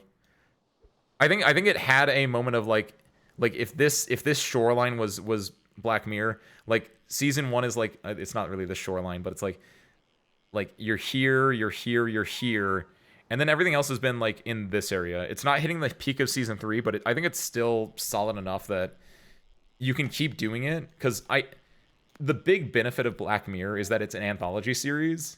And then I'd like to think that it's been a while since I've checked in on this, so I don't know if this is true or not. But if it is allowing like newer script writers to like get a chance for their script to go like big and get like oh, I have a weird like idea for a little like mini movie or like a small feature, I can like get it adapted into a Black Mirror episode. I absolutely love that idea. I don't know if that's actually what's happening, but like I love anthology series because you have that option to like have someone do like a weird one-off thing for like one episode and just see if it works or not. Because like there's like, you know, there's the Black Mirror universe of like, oh, there's the white bear symbol or the whatever, that one symbol which is like like the 6 block symbol of 2 of 1 1 1 1 1 1.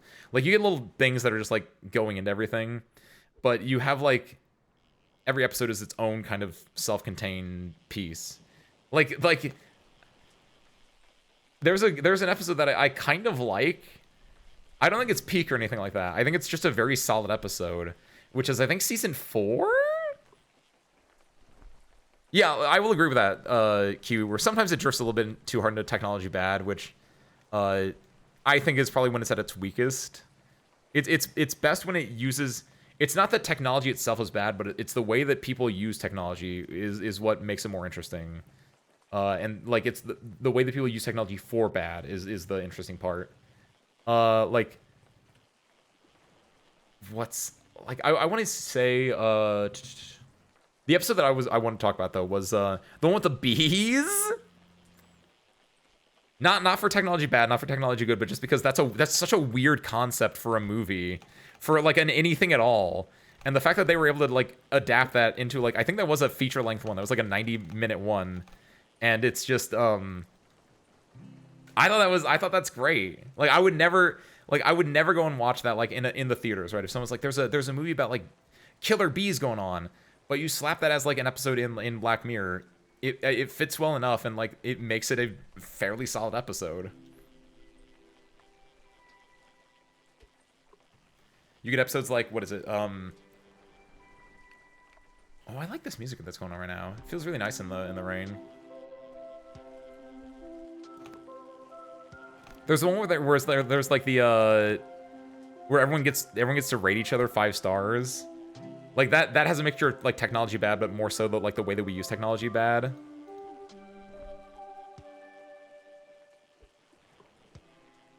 I think season 6. I think one of my favorite ones in season 6 is. Hold on.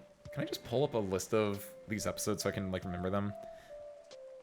I'm kind of hit and miss with this one, but I like the one with Aaron Paul in season 6, the one where they go up into space, because the concept of that technology is interesting to me, and the way that it's used is interesting. The setup for it, I think, is very weak. Where it's so the episode is that Aaron Paul and another astronaut are in space, and there's a technology that they can use to go back to these robot bodies that they have on Earth to like be with their families, because otherwise they're just gonna be out in space alone on their own. And one of the duplicates on Earth gets killed, and because of that, the 2 astronauts end up sharing the 1 duplicate on Earth. And I think everything that comes from that is kind of interesting, because it's about like a marriage kind of falling apart. It's about like this woman like finding a new love because it's changing the way that her marriage works. It's about these two men then fighting over this body, and about this woman, and about like everything there. But the setup for it is that just some group of like 4 deranged people broke into this man's house and killed his body double. Like that setup for that is it just felt weird and wrong and just bad. But I think like the story that they were able to tell after that is pretty good. Really is very great. So Gokai probably felt like a nightmare was happening when the duo walked in. Oh, I don't doubt that, actually. Man and woman were already feeling like they were in a nightmare. Dolly, because that's an interesting thing to think about, right? Because a lot of the characters in Severance, going back to that real quick to bring on Dolly's point, like the way that dude was talking when he was holding those goats, where he's like, it's not time yet. He also probably felt like a nightmare because he didn't know who these people were. Like, are they from the board? Are they from corporate coming in here to like take his goats away from him, to like tell him he's doing a bad job? Like these are unknown factors for him, and so he's also just having a terrifying time. Like it's such a like I said, it's such a weird scene, because you're like, what's going on? Why are both characters just confused, and both sets of characters confused and freaking out? Hysteria. I think you might be right on that one, TBH. Shoutouts to my chat. Shoutouts to the tech bro in Persona 5, who lost all his money, who lost his girlfriend, and then in Marky's Perfect Reality, he had a bro that he had a celebration with, and then when it came back to normal reality, he was just sitting there looking at his phone, just mumbling to himself, "Celebration." Shoutouts to that dude. Absolutely insane side character. Like, I remember going by him, and he's like telling his girl, he's like, "Hey babe, my stocks are doing so well," and she's like, "Hey, can we like go out?" And he's like, "No, my stocks, babe." And then you go back to him later, and he's like, "Oh no, my crypto all crashed," and she's like, "Yeah, I'm leaving you," and he's like, "No." Like it was such an insane NPC side plot, that dude. Like a lot of the NPC side plots I felt bad for. That one just felt like they were just making fun of that dude. It was so insane. You got this, by the way, Teal. You got that jump. You might need it. Teal, if you have a speed potion, drink your speed potion. You might be able to make it.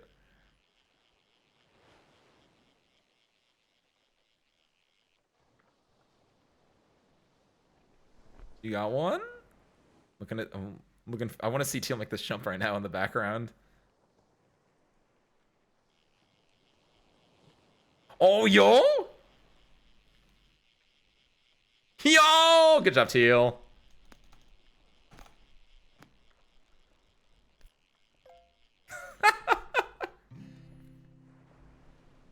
This one Catherine for Zoomers is. Oh, you mean like the Atlas game Catherine? Good lord. Honestly, real talk, realist talk. I think it was Asmo asked me if I was gonna play a Persona game again. I probably want to play a Persona game, like in the next year or so. You could convince me to play Catherine in under that time though. Because I don't be real. A big part about it is I like puzzles. I feel like that would destroy me in a lot of other ways, but like, damn, that gameplay looks insanely tight. Babe, you don't understand. They screenshot of my Bored Ape Yacht Club NFT. Like, they can't just do that. They're going around with my profile picture. My own property is their profile picture. Babe, like, I could sue them. And if I sue them and I win, we're gonna get like $5,000. And like, think of how many Bored Ape Yacht Clubs that will get us. Like, we'll be so rich. We can invest that and get a nice plot of land in the metaverse. We should play an SMT game though. Ooh, SMT is the same thing as Persona to me. Even though I know I will get crucified for saying that. At its base, for what I'm looking for in a game, they're the same for me. And I know that is objectively and fully incorrect. But to my eyes, I look at them both and I see JRPG. Same thing with what's the other one? Even though I know it's again very distinct property, has a lot of things that are different, but at its core Metaphor Ray Fantasio probably also would fit in that same bucket. But Catherine is distinct gameplay where you're building the path at the top, and that's what I'm about. Let me do some puzzles, dude.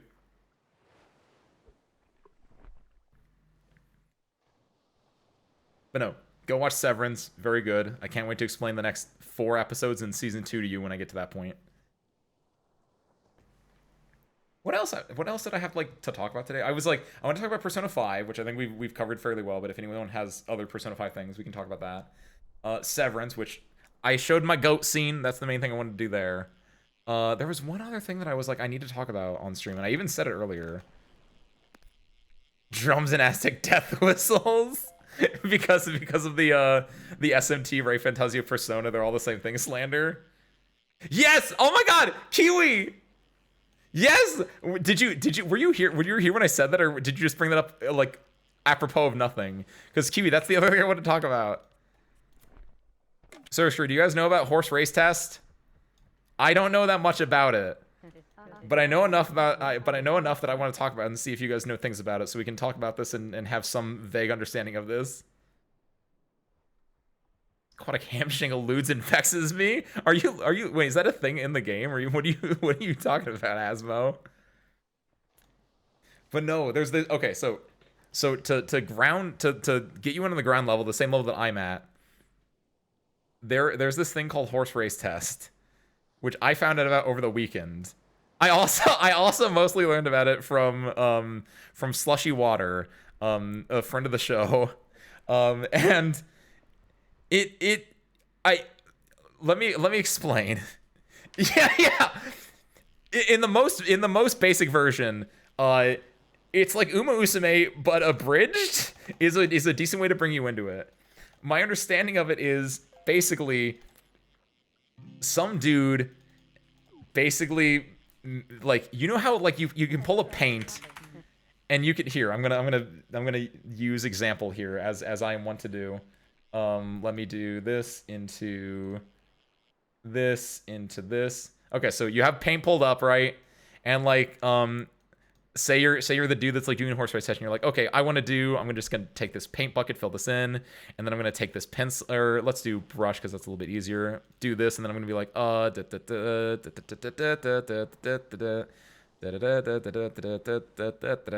and then put like something here, and then like maybe a thing here, and then like a circle here, and then I go like, hold on, make sure that's filled in, then just do like dun dun dun dun. Oh, not like that. Or yes, kind of like that, but I need to actually wait. Don't do that. Don't do it like that. Do it like this, and then this. There we go.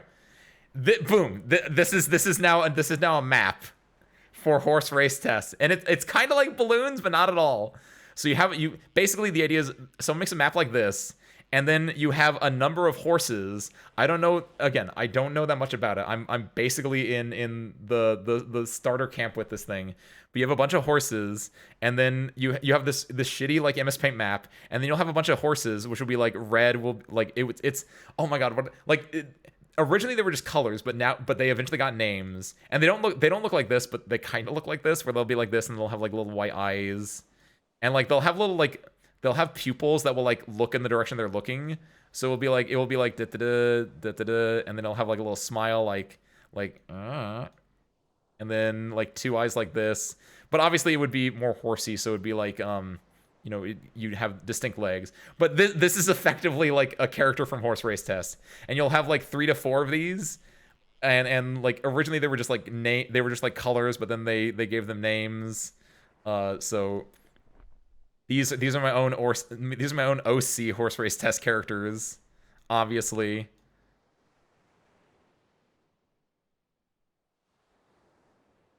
But you'll have like between 1, I guess, is actually the minimum, 1 to like 7 of these, and then what it does is there'll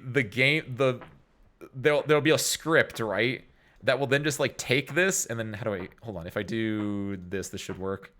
That will then take these, and they will just apply a random force to them, and so they'll go like bum bum bum bum bum bum bum bum bum bum bum, just bouncing around the map. And the objective is to get to this golden carrot at the end here. And so like if your horse gets to the golden carrot at the end, transparent selection, there we go. If it's able to get to the golden carrot at the end, just and get to here, then it cuts to like a picture, like an MS, like a stock image of a horse that has been colored the color of the horse, and it will go and it will show the name of the horse that won. And that's it. And it's so basic, but an entire subculture is developed around this now. Good lord. Congrats, Asmo. But it does deal. Oh, the golden manta ray. Is that what you're looking for, Asmo? Good lord. Make sure you have what did I have to use last time for that? Make sure you're using the one lure. The golden lure helps you get that, as well as I think it's just the golden lure. The golden lure, and I think you can put something else on it to help out. But yeah, like originally they were just colors, and then they gave them names. So it's like Joyful Merriment, which is the go apparently. Like oh my god, I don't think I have it on me right now. Can I? Let me see if I can find it real quick. You have the game turned down for you?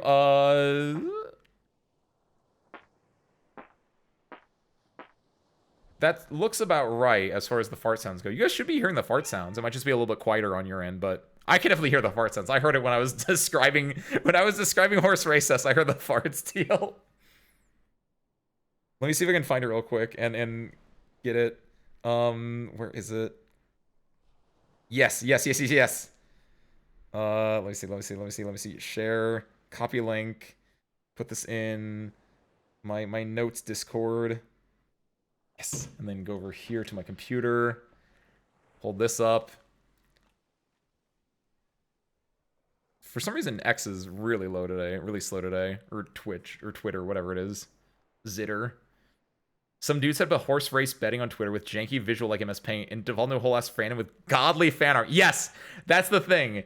That's why calling it like Musume, what would you call it? Like abridged Musume, I think is the best way to put it, because it literally is just like normal Musume is real life horses with real life races, and then they were adapted into a gacha game and then an anime based off those real life races, and then people make fan art of that, and it's kind of great. And I'm excited for Musume to come to global, and I'll mess with that for like a day, possibly more if it actually is as good as everyone says it is.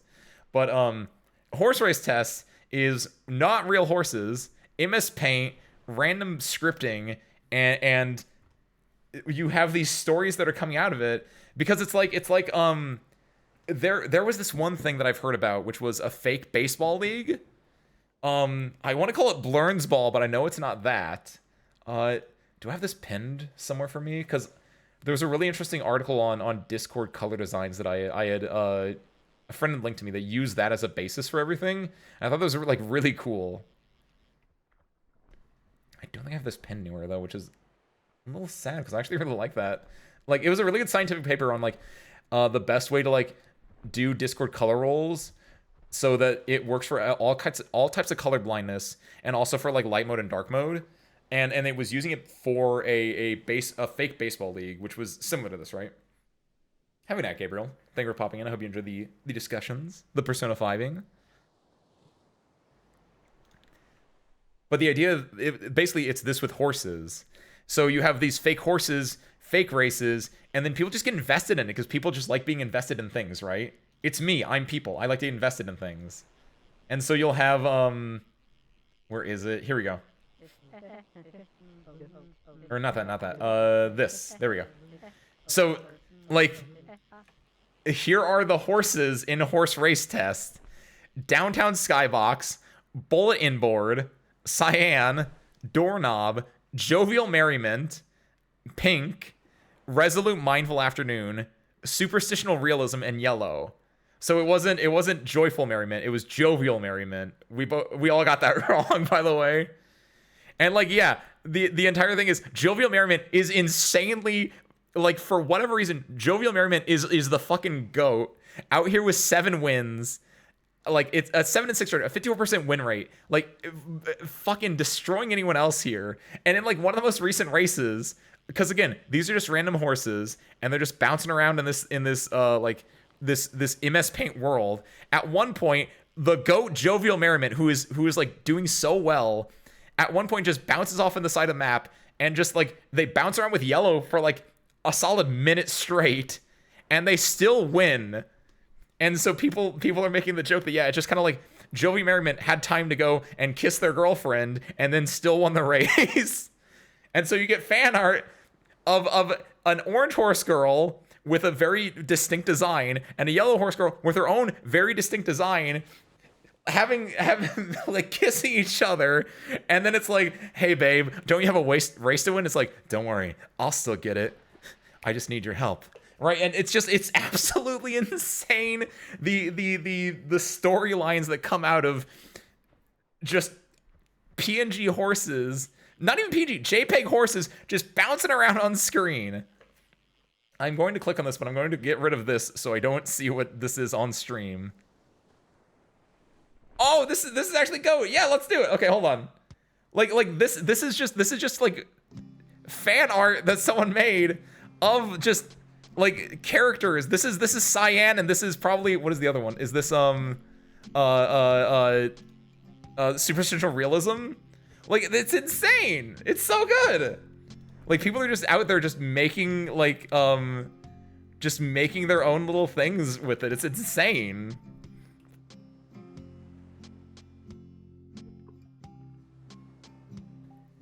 And so I don't that's effectively the extent that I know, right? It looks really good. It's right there to just have fun if so nice. Like, Cyan and White never wins, and Cyan is now currently undergoing a training arc. Is that what that was? Because, yeah, Kiwi, that's the thing, is Cyan like, was not winning at all. And for some reason, they put a horse race test out, which was just Cyan alone with a single orange carrot. And, like, I guess that's supposed to be a training arc, but a lot of the art I saw related to that was Cyan in a mental hospital just going insane.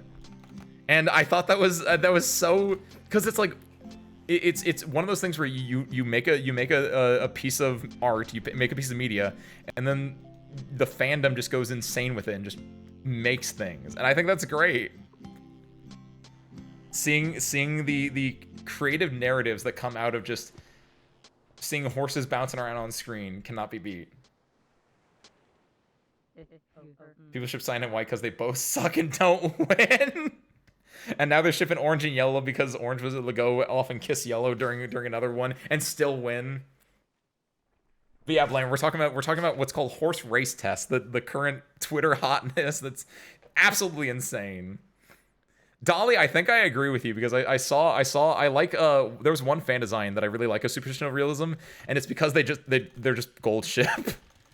Gold Superstitional Realism and Bulletin Board both had really good fan designs that I saw. Where Superstitional Realism looked basically like gold ship, and Bulletin Board, you know, was a cowgirl, and like I like cowgirl aesthetic. What can I say? I've been told not to mix Coke and booze, but life's too short to not to live fast. Who told you not to mix Coke and booze, by the way, Joe? Wait, Asmo, do you mean nose Coke or mouth Coke? Because you should mix mouth coke and booze. Because that's just like a what is it called? I have it all the time. What is it called? A cokey whiskey. That's not it. What the fuck is it called? It's really good. I recommend whatever the fuck that is. Oh, Catcher's Cola. No, you can still mix that. That's goated. Sure, you might fall off the pier like teal there, but always mix your drinks. It's great. Actually, hold on. I didn't have this written down, but this actually did remind me. Thank you, Asmo. Speaking of Coke, this is I gotta do a small tangent real quick. Do you guys know how to make a this is a legitimate question, by the way. This is a legitimate question. Do you know how to make a ice cream float or a Coke float or a root beer float, whatever you want to call it? How do you know how to make it? If so, please explain, because I've tried twice and I failed twice, and I'm using this as a warning to you guys, because you think it's really easy, but it's not. I made banana bread in one try. I made a cake in one try. I've done so many things so easily. Probably because I looked up how to make it and I followed instructions. But I didn't look how to make this, because I was like, this is so easy. It's literally just Coke and ice cream. How could you fuck this up? And guess what? I fucked it up twice now. Oh, see, hold on. This might be me doing it wrong, because maybe I'm missing something, but Teal and Vortis, I believe you're both wrong.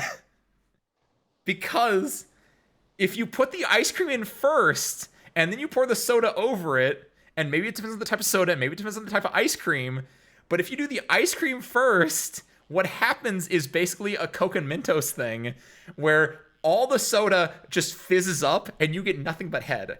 And it is... I did that the very first time I did that. I was like, oh yeah, you put ice cream in, you put the Coke in. And then it was just nothing but like fizz. And I was like, I did something wrong. Maybe you're not supposed to pour it on. Maybe you're supposed to pour it on the side of the glass. Because obviously part of the appeal of it is you get fizz. But if you do it wrong, you get nothing but fizz. So that didn't work. So then I was like, okay, I looked it up. You do the soda first, and then you put the ice cream on top, because it's an ice cream float, right? And when you do that, you get a nice little bit of fizz at the top. You get your normal soda at the bottom. And here's where I messed up the second time. I did that, and I was like, oh, I want to put a straw in. I want to drink some of the normal soda, like, instead of just sipping it. I want to, like, inject the main soda in my vein. When I put the straw in, what happened was, when you put the straw in, it pushed some of the ice cream down. And when that happened, that's why I call it Coca Mentos, because as soon as I put that straw in, fizz just whoosh, went over the sides. So so I'm 0 for 2 on making ice cream floats. And I know that's my fault, because now I know, put the soda in, then put the straw in, then put the ice cream in. But I'm warning you now, Service Crew, if you ever are like, man, I really want a nice little treat. I want to I'm going to go buy some vanilla ice cream. I'm going to take a soda and then combine the two. I'm just telling you guys, careful how you do it. Because you think it's easy, but I could probably burn one of this if I needed to. Teal. I think I ran one in GSP back in elementary school. Hayden never tried again. Oh, real? They're really good, actually, if you can make it correctly. Also, you have to ice cream and soda inherently. Some people don't like soda, which very valid. You shouldn't like soda. I'm just I have bad. I'm just not. I make bad life decisions, so it is not good for you. But that's my vice. We'll call it. Oh.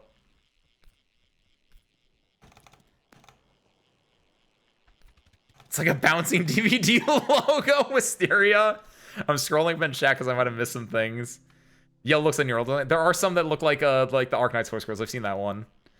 Bouncing DVD logo Yuri goes so insanely good, Wisteria. Because that's effectively what the Jovial Merriment Yellow. What's Yellow's name? Yellow's not just called Yellow, are they? Yellow's called something else, aren't they? Are they? Yes, that's basically what it was, because they were just bouncing DVD logos and people just made so much fan art of that.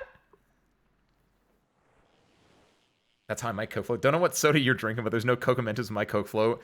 Maybe American Coca-Cola just is a little bit more carbonated-y. Wait for the fizz to go away and pour more. I'm very impatient, as I guess I found out, Vortis. Because I tried that at first. I was like, okay, there's too much fizz. I'm going to wane a little bit. But I don't think it ever unfizzed. I think it's just, I think I ruined it. I think I Coca Mentos it. My soda or my ice cream are cursed. I mean, I didn't curse him. Rupert just does that. Okay, see, I'm not crazy. It was easy to make. It just tastes like soured milk. Oh, the ice cream float? Ooh. Your soda or ice cream are cursed, actually. The instant spoiled milk potion. Ice cream than soda, but not too much because it's supposed to foam. See, everyone says ice cream than soda, but I think the preferred way is soda than ice cream. I'm warning you guys now. Try it the other way if you want to, but if you want to be careful, or if you want to be lazy or fast or whatever, like, try this at home. Service crew, if you have ice cream and you have soda, maybe not do it now because it's late at night for some of you guys, but at some point this week, if you're feeling like a sweet treat, try it out and tell me how I fucked this up, because I actually want an ice cream soda that I don't destroy. Or a spider if you're Australian, by the way, because they apparently call them spiders down under. This doesn't really go away because the ice cream thickens anything. That is the idea. That's why when you put the ice cream on top, you get a nice little layer of fizz, but you don't get, like, nothing but fizz, right? Powdered milk and sparkling water. That is the most disgusting thing I've heard since, probably Wilk, since wine milk.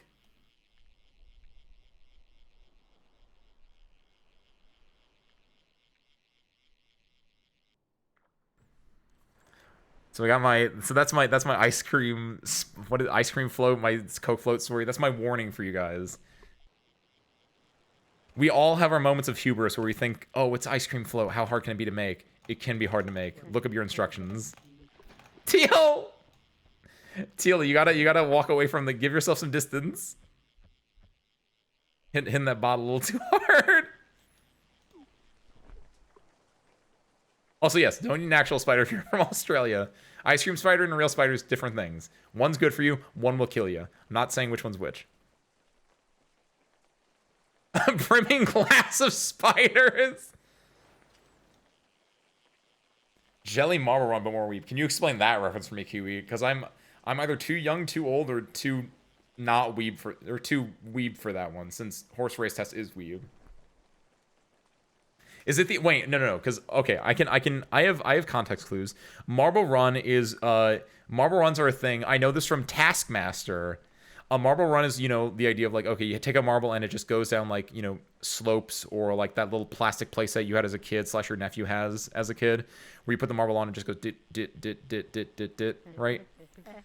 I don't know what gel is. That's the missing piece of the puzzle. But the idea is like, you probably have this track with a bunch of marbles on it. And like, there's the 5 marbles, like red, blue, yellow, orange, purple, right? And it's like, which marble's gonna win? And then like people would make like you know, DBZ characters with it. Since I'm gonna say the DBZ isn't weeb, but that's also not correct. I can't think of the non-weeb version of what you would like personify marbles as. Superman. Marble was my shit when I was 7. Wait, is Marble Run like a specific brand thing, or just like the idea of? Because I thought Marble Run was just like a general concept of just like, I'm playing with marbles, but not like playing, you know, the game marbles. You're playing with like the sending marbles down tubes marbles. World's shittiest alchemist. Finding another recipe for the instant spoiled milk potion. Write that down, Dolly. That's how alchemists get started.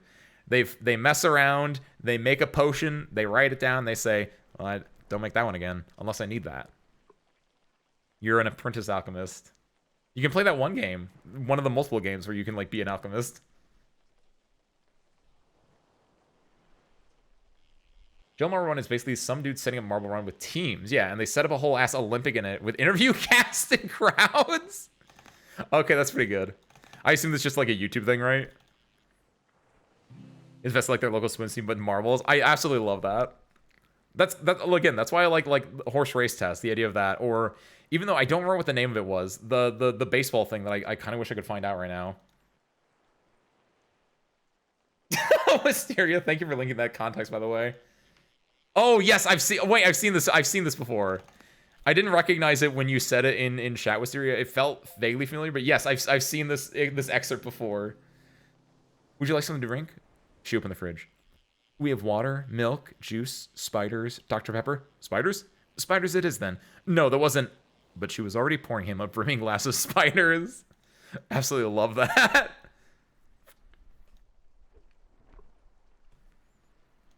But just the idea of like people can get so invested in at least a lot of people can get really invested in like teams or in like their little personifications of characters, and I like that.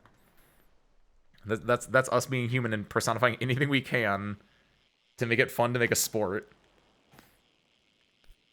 It's very much there's that classic webcomic of dude walking down the street, he finds like a red flag on the ground, and then someone else comes up holding a blue flag, and he's like, man, fuck that guy. Absolutely amazing. We kind of go like mellow yellow's my goat team, like it was the Lakers. Class specking. I now live to my class spec of maid of two. Just out there in a French maid outfit, just concocting potions and cocktails.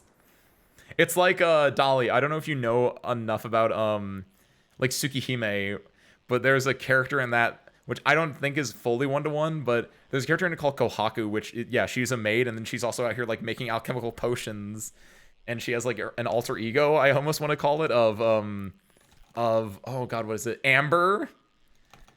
So, like, she's a character you can play in Melty Blood, where, like, her stuff is, like, you know, being a maid, she has a broom, but her broom is, like, an Iaido broom, so she has a sword in it, and then, like, she has, like, drugs that she has a command grip where she, like, injects you with a drug, or she'll, like, drop, she'll go on her broom, and then, like, a witch will drop explosions on you.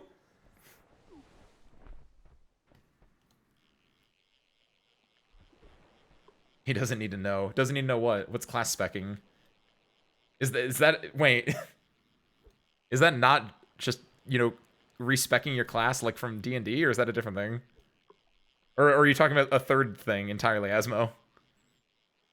And Kurikochi is Dragon Soul, which I heard someone, I saw someone talking about that the other day, and I forgot how she did that entirely. It might have only been in like one moon, so maybe that might be why I'm missing it. But was it a pretzel motion or something like that? And a pot of play named Johnny. She has that in Type Lumina though as well.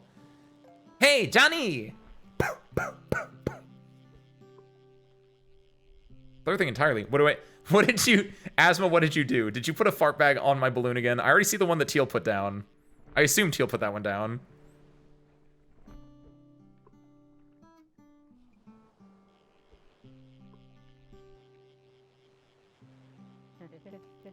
Yeah, it was Teal.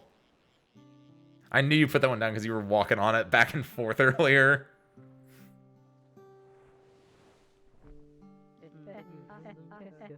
Being falsely accused. You weren't being accused. I said one of two people. So whatever it's called when there's an accusation, but you're not sure of it. That's still probably just an accusation. It's just an unsure accusation. You didn't have... Wait, really, Teal? Have you never done that before? Speaking of sports, Team Mine is playing good right now. Very nice, Kiwi. What sports? You don't have to say the team itself, obviously, if you want to be careful about like where you live and everything, but...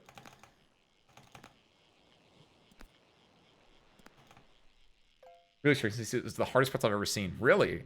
Like, does it not allow any, do you have to hit the 1, 6, what, 1, 2, 6, 2, 4, 2? You have to hit, like, every single thing without anything else?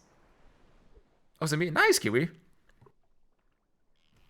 The only thing I know NBA-wise is, I've seen the fallout recently of there was a disastrous trade in, like, February about, what is it, the Mavericks traded away one of their fan favorite best players to get someone else that's also a really good player, but just like, why would you trade away like the star of the team or one of the stars of the team? And then like, I think they also then got knocked out after they traded them or something. Because I saw like a clip. The main reason I started learning about this was I saw a clip recently where it was the dude that was traded onto the Mavericks, who's by all accounts a very good player, but like having an off day. I think he got injured early in the season. They put him out there. It's like at some point he has the ball. He completely airballs a 3-pointer, and he just limps back to the bench. And then like cameraman, God bless his heart, or I guess not cameraman, who is ever directing the performance, switches to a different camera, which is just on like the owner of the team, like Nico, whatever his name is, and he just looks so just like Homer in the bush is what someone described it as. Of just like you've made a terrible managerial decision, and now your team is just like, it's just you are a villain, and people now know your name because you've made such a terrible decision. Yes, the Luka trade. That's what it is. I only know about because the recent thing with I assume that was probably when they got like knocked out of the finals or whatever. But yes, I know about that, and I did a small I spent like what 10 minutes on Wikipedia learning a little bit about that, just so I had that knowledge in my head just in case anyone brought that up, so I could be like, I know the bare minimum about this. Wisteria, thank you. Yes, the thing I was talking about earlier, Blaze Ball. I wanted to call it Blurns Ball, so I had the BL correct. But Blaze Ball is a very similar idea where it's like we have baseball teams or Blaze Ball teams that are completely made up players, and then I think they also have like magic powers, or they have like special like Blaze Ball crazy rules going on, and it's just a really good idea of like humans like to like root for things. And some people, again, this was really interesting with me with looking at like the horse race test stuff, is some people immediately gravitate to Jovial Merriment because they're like, they're the GOAT, they're the best one, let's go Jovial Merriment. And some people are like, no, they're winning too much, I'm gonna root for the underdog, let's go White, let's go Cyan, right? And I think that's really fun. And I think I'm also an underdog rooter a little bit. Like, sure, like you got Jovial Merriment out there winning, but like it's a lot more satisfying, at least to me, that when one of those ones that's like, you know, Cyan, it's like go under your training arc, your Rocky moment, then go and beat Jovial Merriment in the finals or something like that. Ooh. I think I'm a bulletin board guy. Bulletin board is not like the lowest tier on there. I think I'm just in it just because I like that cowboy fan interpretation I saw.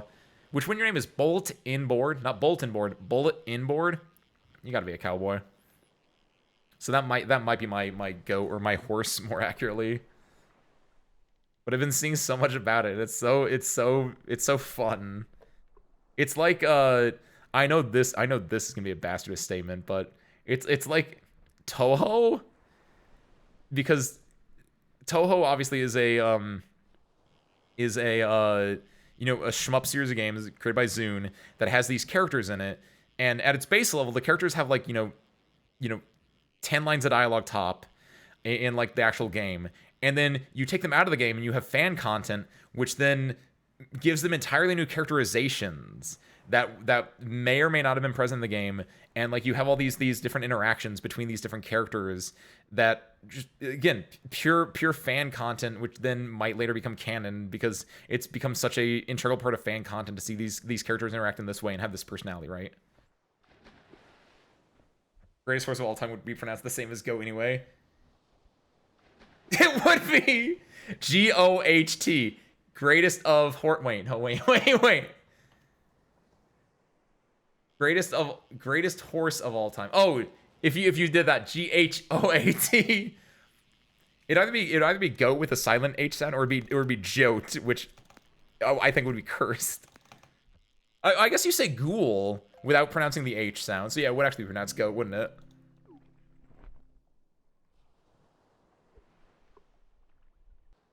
Yeah, or ghost or ghoul.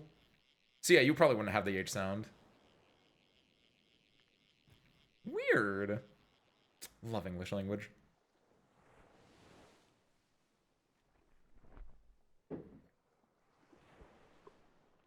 Alright, Sarah's crew. My plan is to use the rest of my Nautiluses. So while we're doing this, some goaty shit, some fish shit. Thank you, Kiwi. I almost said goaty, I was like, wait, I know what Kiwi's doing. Absolutely love goaty. It's so stupid. And also my favorite thing with goaty / fish is that apparently in Yu-Gi-Oh!, which I learned recently, because I know there's apparently an archetype in Yu-Gi-Oh called Goaty, which is all fish monsters. And I thought that was really funny. And I was like, but that doesn't feel like that works. That feels like it only works in the translation. It only works in English, that joke. And I learned semi-recently because I looked up, like, what that would be in Japanese. And I found out that the Goaty cards, which are all fish, are English original cards. And I thought that was really interesting. But yeah, while we're running on analysis, the only other thing I had to talk about, I had 4 things I wanted to talk about today. Last thing is schedule. Because what are we doing now, Service Crew? People putting those horses in the back rooms, as they should be. The greatest of any you've made it as a creator is when people are taking your OCs, drawing fan art of them, and then putting them in the back rooms. Like, there are levels. If you have a character and people make fan art of it, damn, you're doing really good. People making fan art of your character, you feel good. People making fan art of your character that is put in the back rooms, it's you're melding 2 different things together. It's getting peak. It's getting peak. Superstition Realism X Cyan Yaoi. In between my toxic yaoi and my doom yaoi, I'm loving some wholesome yaoi. some wholesome horse yaoi. Dolly, did you just find out horse race test today and you already found that, or have you been a horse race test person for a little bit? Name the individual mantra is very funny too because it's an anagram of fish and ugly language, like askins, which is an anagram of sakana. Oh, I didn't know about the other ones. I think I like looked it up for a second, but I didn't like retain that knowledge. But yes, like all the different like Goaty monsters, which are originally, I guess, English original cards, or at least the main one is, like yeah, they'll do little fun puns with it. The golden fish is absolutely awful, Teal. Make sure you're using the golden lure, and you just kind of got to fish for it. It actually sucks. But I've been claimed by the Yuri Nations. Technically, it's free game right now. There's no official, at least allegedly, there probably is no official gendering of it, right? Unlike Umusume, where there's very clearly, you get the forbidden third thing, Yuaoi. Which, ironically, is also what happens, is what I say when I scrape my knee. Or no, wait, is that what... That's what I say when someone else scrapes the knee. I go, you-owie. That's a shit. That is the stupidest joke I've made today, I think. You-owie is also Ilawi's brother from League of Legends. That might be the stupidest joke I've made today, but... Good lord. But seriously, what is our schedule like for the week? It's a very bad one. I am not going to deny that at all. Sometimes a joke appears in your brain, and most of the times your brain filters it. But sometimes it doesn't, and you're like, I'll let it rip, and it's not that great. But that goes back to taking all the shots you can. Because what if it was a hitter?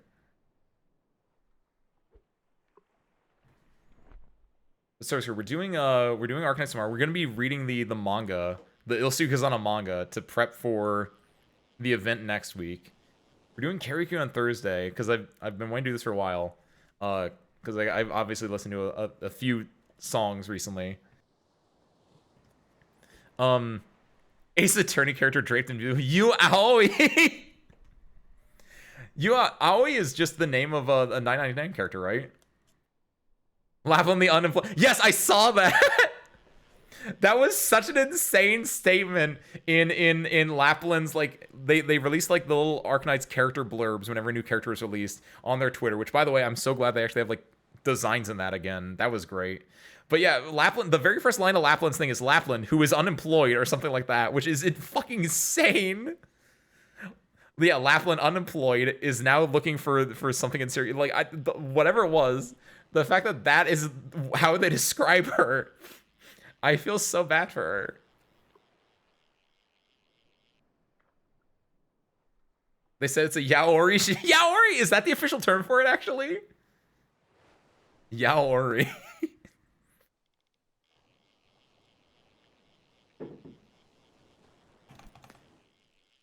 But seriously, what do you guys want to do on Sunday? We have a half day on Sunday, effectively. I know I want to do I already have plans for next Thursday. We're playing a small RPG Maker VN effectively, and I kind of want to. I think it's gonna be fun. I also want to do Ina's Dream Barbecue for at some point. That might be another Thursday one. Do we want to just do if we were to do a watch along on Sunday? We could do Persona OVA, but I don't know if we have anything else to like go with Persona OVA if we wanted to just do a watch along. Asmo unemployed. Asmo, but you're my head of marketing. You have employment. You have gainful employment. Thank you, Mortis. Mortis, I can't take a drink. I'm out of water. Actually, here. I'll go get water real quick. Don't go anywhere.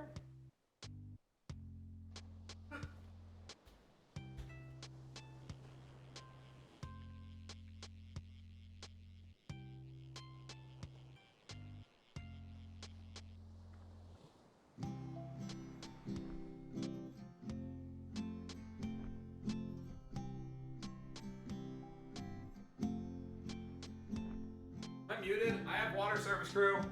I'm not muted. Okay. Oh shoot! I was fishing. Oh wait! No! Wait! I didn't realize I had my line out. You get paid in company fun bucks. What are you talking about? People don't appreciate the good culture of the company store anymore, Asma. I can't believe it. Using the fresh lure because I'm in the sea. I need the other one. Wait, really? If you're looking for the golden one, Teal, I figured the rate-up one was the best one. I'm still employed. Kiwi, you're at least a service crew member. You have at least 2 spare parts to your name right now, I imagine. You can spend that on like so many things, like giving me a cat or petting that cat or petting me. You know, the things that I assume sustain you guys. Oh, Teal. Oh.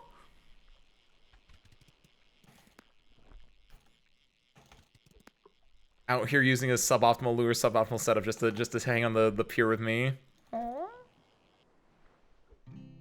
an old radio. See, you can sell that for parts. Oh my god. Ah. See, doesn't that elicit joy in your soul, making me jump because I haven't heard that in a little bit, like in a purely other context? It's very much. Thank you, Dolly. Speaking of, it's very much like Severance, because in Severance, whenever they complete a file, whenever they get like 75% through the file, they get a little Chinese finger trap. Whenever they they can get like whenever they complete a file 100%, they get a not a melon party, they get a waffle party. Yeah, we need to think about like things we want to do on Sunday. After that, yeah, Monday should be fine, Tuesday should be fine. Thursday, we'll do RPG Maker VN. We'll do Ina's Barbecue. Then the following Sunday we can probably go back to like doing. I have like Armor Core 6, 9 Souls, and I have one more game, don't I? In like a similar vein that I was like, this would be good. It's like a small-ish one. Because Stardew's obviously a very long one. I don't want to start that just yet. 9 Souls. Oh, Laika Age Through Blood. That's a fun. I played the demo for that when it first released on like a Game Awards weekend or something like that, like 2 years ago, back in 2023. That one felt really good. So that one as well. Like I have a few small little games like that. I wonder what Cyan's canon name will be. Hopefully. Oh, do you think like Cyan will get her like official name after she like goes through her training arc, probably, or their training arc, I guess, secondly? Hopeful victory.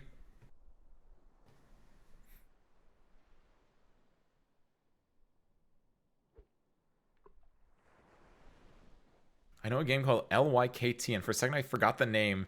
Thought you meant that game, and I was like, Wait, L-Y-K-T. Oh, because I said Leica, and so you're saying liked. What is liked? Prozac.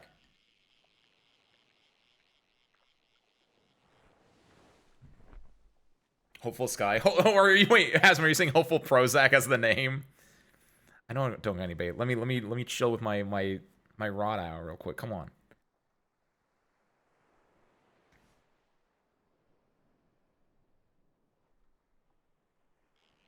Yeah, I think those are all my little like points I want to bring up. I don't want to go super duper late today because we went super duper late yesterday also. Want to give you guys a few little not 12-hour things. So sir, I think we're gonna wrap up here real quick. Teal, I hope you have good luck. Next time you're playing this game, I hope you can get your golden ray. I think next time also, if you're still looking for it, we can go like hang on the river next time. Teal. Would you play Yeek? I own Yeek actually, Kiwi. I mean, I'm gonna be real. I own Yeek, and obviously I that is a very big video essay watcher of mine because Yeek is a really interesting game because Yeek has very good has ideas, right? But it fails in a lot of those ideas. But then they made Yeek 1.v or 1.5 or however it's pronounced. And I saw a little bit of that, and I haven't heard anything about it. I haven't like looked at it since 1.v got released, but I've seen a little bit about it, and I was like, this might be like good. I'm still obviously the biggest thing for me is I just don't like RPG mechanics inherently. I think Yeek does it. Yeek in similar games do a good job because they gamify it with like their little mini games, right? Which I think is fun.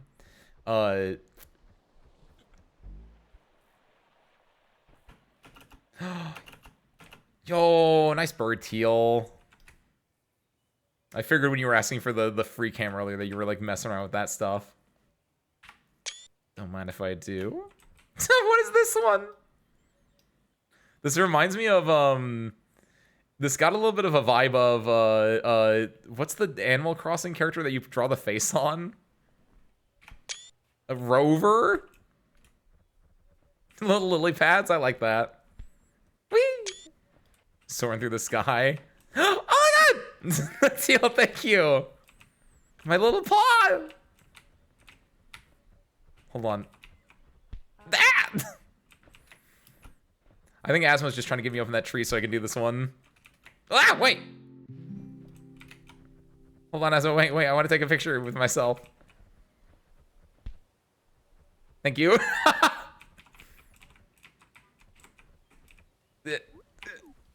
There we go. And then do this. Can you get rid of the other things? I think you can. I don't remember what button it is, though. How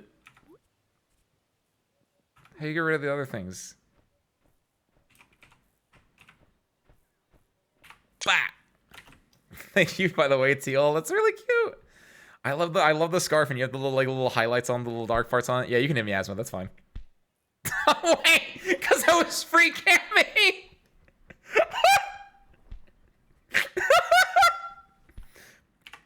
Get one without me in there, then. Thank you, by the way, Teal. Thank you, Teal. Thank you, Asma. Thank you, Vortis, as well. Hopping in here earlier. I want to make horse yelling now. I go back that shot. That's the first thing I read. But nickel every time I ended up shipping a white unicorn with a shorter cyan character. I have 2 nickels, which is 2 more nickels than I ever expect to get from shipping. You got paid for shipping.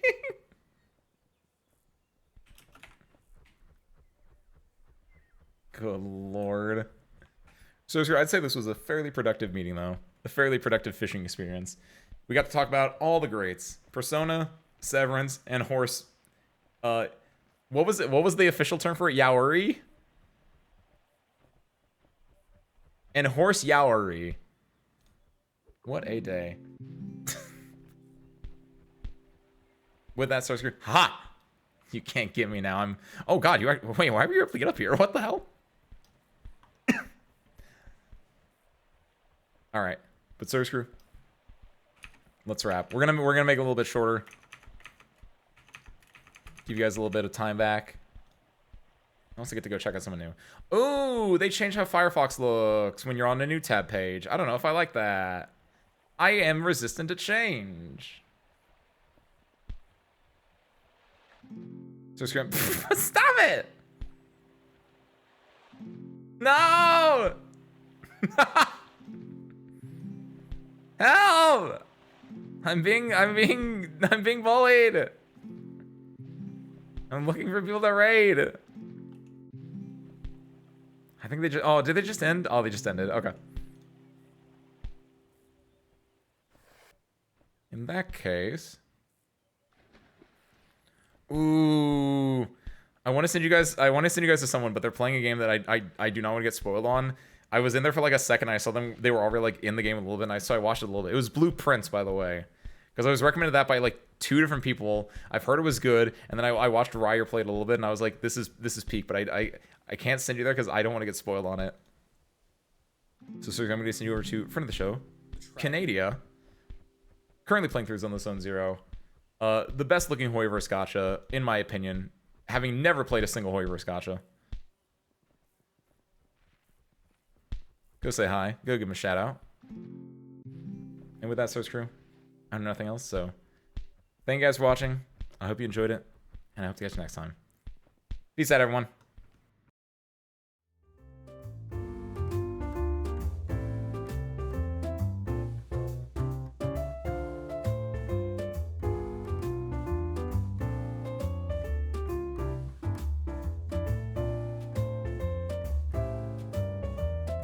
And see you guys there. 3, 2, 1.